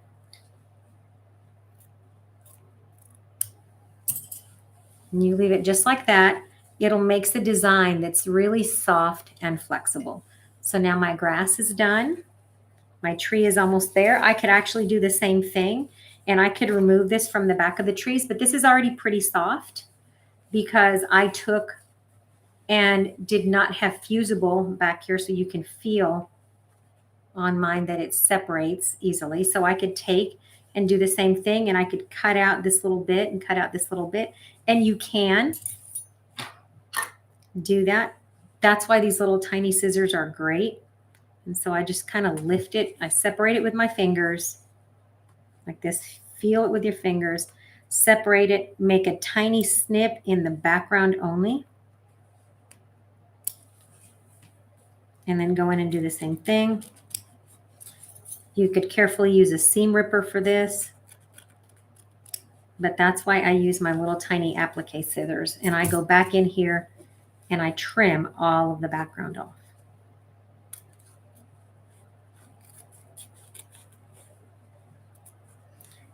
And like I said, that creates a very soft, fusible applique rather than a stiff, cardboardy feeling applique.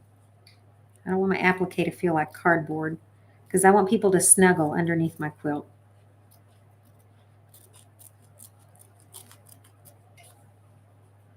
Happy little trees. For those of you who grew up in a certain era, watching a guy with an afro talk about happy little trees. That's what I say every time I play with this guy. Another happy little tree. Do not cut your tree fabric. And if you do, try not to cry.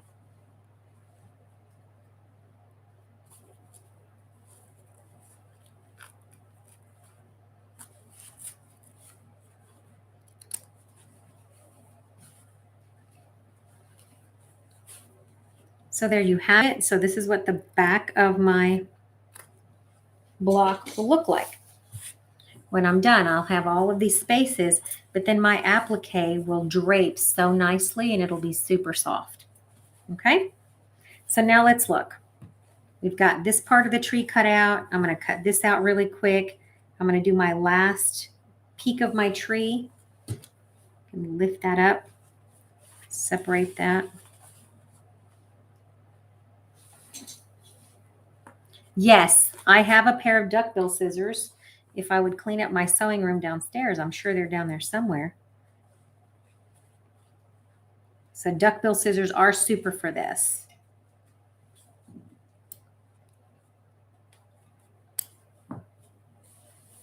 This is just detail work. Stick something in there, a straw, anything. And so I am separating, I'm dissecting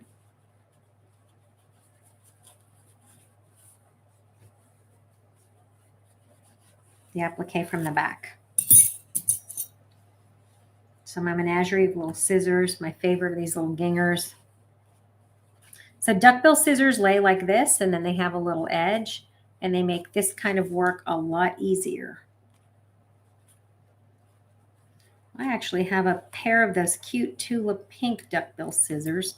Sometimes I stick my finger in there and I put something between the scissor and the back fabric like this, just to make sure that I'm not cutting.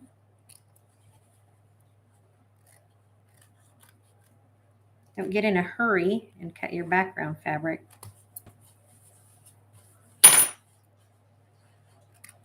And that's another reason why I sew in sections, so that I have as much removable fabric as I can.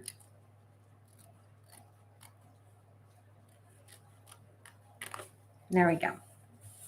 So I do that to all of them. And now I do the last piece.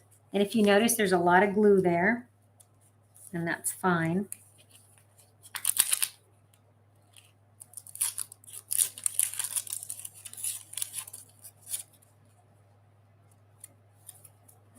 I'm going to stick this right here, right at the top.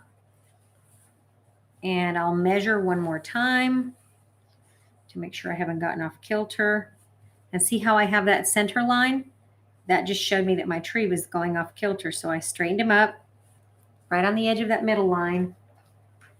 And I'm going to press him down. Oops. That's why you pin him, girls. That's why you pin him. Does all applique look like that on the back? It depends. Some applique does look like this on the back. If you're doing fusible, I recommend this method just because it makes a much softer fusible. So now you're going to do the same thing. Here come the little shoes, right? What happens to the shoes now? So the little shoes, we peel the stuff off. They're very small, so I'm not going to bother going in there and cutting away. No, right shoe, not left shoe.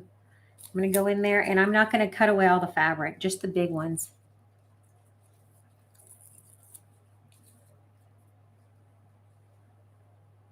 Happy tree number 1. Okay, so there's that. I have a question about happy tree number 1. I'll get to that in just a second. Let me finish fusing the shoes. So I will fuse the shoes. These little shoes, I'm probably going to hand sew around them and put some decorative stitching. Little body of the gnome. It's going to go right here. So I will peel this off. And he will lay over, just barely over. So if you look underneath here, I'm just barely overlapping that. Like I said, this little guy, he's going to get hand appliqued, so I'm not going to machine stitch him like this. I'm going to come in here, and where I did one of the little layers with the fabric marker, I will do that now to all the other ones like this. And so I'm just going to add a little bit of brown and give my tree even more dimension. I like fabric markers. If I wanted to add a little bit of dimension to the tree trunk, I could use my fabric marker in here and give it even more dimension. So if you don't like how some of that looks, you could go in and paint your little, like my little tree trunk, so that it doesn't have as much white in it. And so I could actually paint right on my design.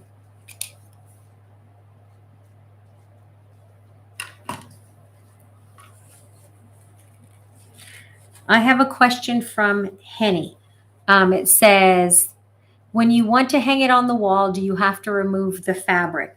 No, you do not have to remove the fabric if you're doing a wall hanging and you don't mind or you want it to have more stiffness, then you can leave it in. If you want it to be soft and drapable like a quilt, then you remove the backing, but it's optional. Removing the back of the fabric, just like I showed you, is optional.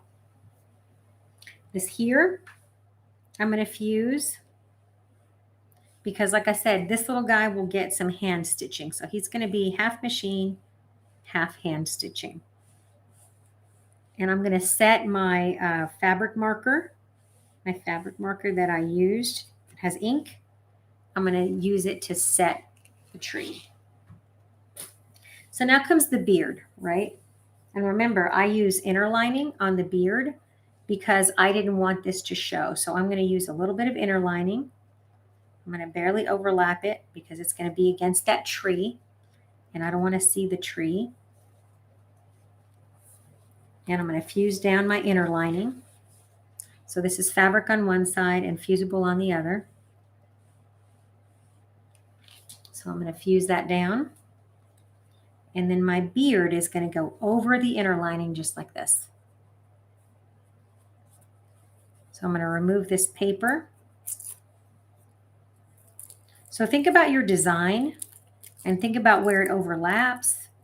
Think about where it's going to show a different color behind it so that you can get that. So now my inner lining is there. And I'm going to slide it into place and I'm going to fuse the little beard.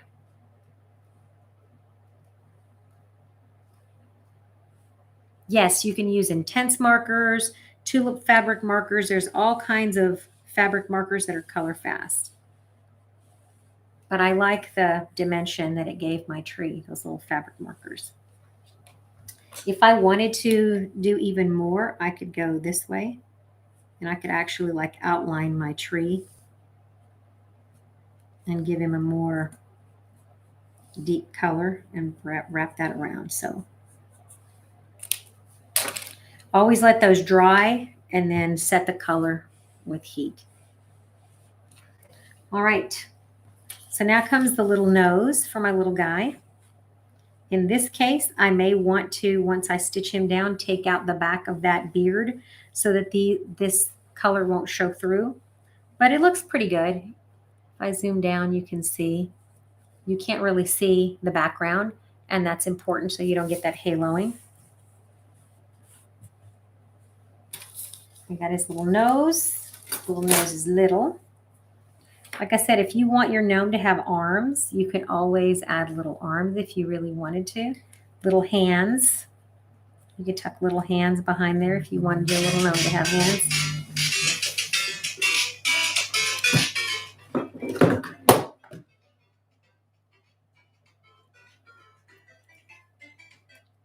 Sorry, friends, that was my phone.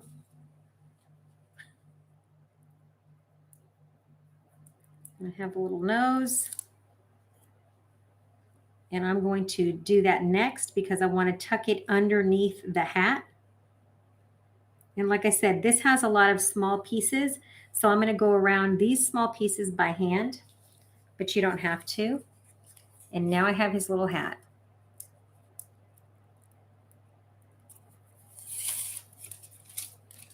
And so I'm going to take and I'm going to press down his nose.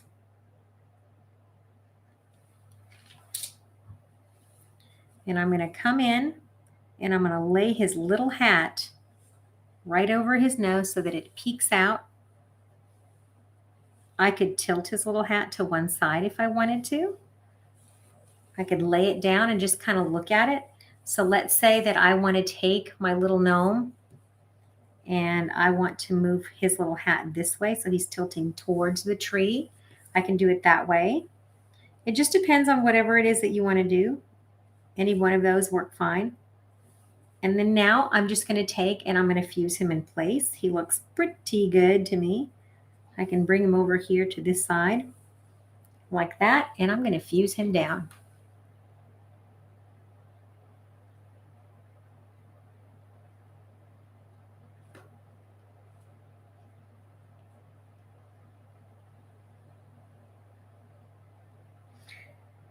You want to be careful not to fray the edges of your fabric. So whenever you are removing the paper, just take your time. You can score it with your seam ripper, the back side carefully like this. You can use the edge of a scissor and just scrape it. You can use a pin. Whatever you do, just be careful. So there you have him. So this is Janus the gnome. Okay, so Janus the gnome is sitting next to a tree. He's on a grassy knoll. And now what I'm going to do is I'm going to think about what colors I want to use to put sashing on him, because he's going to be sashed. So if I put this guy in my quilt, he's going to have sashing. All right, same thing for the house. I put one of the happy trees on my house, and so I've already completed this one for you guys to see. I did the little toadstool. I found something that looked like wood, and I just did straight stitching. I did not do a blind hem stitch. This has grass down here at the bottom, and I didn't like how the grass looked. So guess what? You can come in here, and if you don't like how the grass looks, you can fill that in. I didn't like this batik that had the stars, but I liked the color. So I'm just going to come in and I'm going to fill this in. And this little batik will be a color that I like. So don't feel shy to do whatever you can do to your fabric. You can use textile paint that is soft when you wash it. If it's going to be a wall hanging, you can even use a textile medium. So this one I like, but I didn't like the little stars, so I just wanted to break up that color. I'm going to come in, and the grass is dead in my part of the country. In the northern hemisphere, it's kind of cold right now, so the grass is not green, it's brown. So my little gnome home is going in the January row, so his little grass is brown, and so that's what I did with him. I've already started removing the back of this one, so just like I did before, stick my seam ripper in there, a pipette. You can even use the little screwdriver that comes with sewing machines. Something that won't rip your fabric. And just take and swoop through there and cut that out. As you can see from the back, I've already appliqued the entire thing down, and I only used one color thread. So in this case, I fused the entire design down, everything, and then I came through and just literally outlined all the way around. So you can do it either way. So lots of helpful things are in the chat. So if you want to read helpful tips from other people, let me know. My name's Yvonne. It's 4 o'clock. We've been together for quite a while. You should have 2 little blocks this month, one that looks like this. So a gnome home and a tree. Maybe you just want a gnome home and you don't want that. And the other one is a gnome and a tree. So we're going to make a total of 12 gnomes, 6 different homes, and a total of 18 trees. So one of your blocks is trees only. So decide what you want to do. I will send the little droopy tree. I will sketch it and scan it and send it to you. So those of you who wanted the little sleepy tree that's on this guy, so if you want a sleepy tree, let me know, and I will drop that on the page. Thank you for joining me. We're going to do this every single month. I will have a different technique every month to show you. Next time, I'm going to show you how to do a hand stitching. So everything that I've showed you will get you started. I love you guys. Thank you for coming. I will put all of the supplies that I use on the website so that you can see. If you want, I can put links. So just let me know what you want. Yes, people, droopy tree. So make yourself some gnomes, get started. Don't be scared. Practice with your scraps if you're new, but you really can't mess it up. It's easy to do. All right, everybody. Happy shopping if you haven't bought your fabric. Have a good one. Bye-bye. I'll see you guys later. See you guys next month. Merci. Au revoir. See you later. Adios. I will put tools and links at the bottom once I upload this video. Have a great time, everybody. Bye-bye.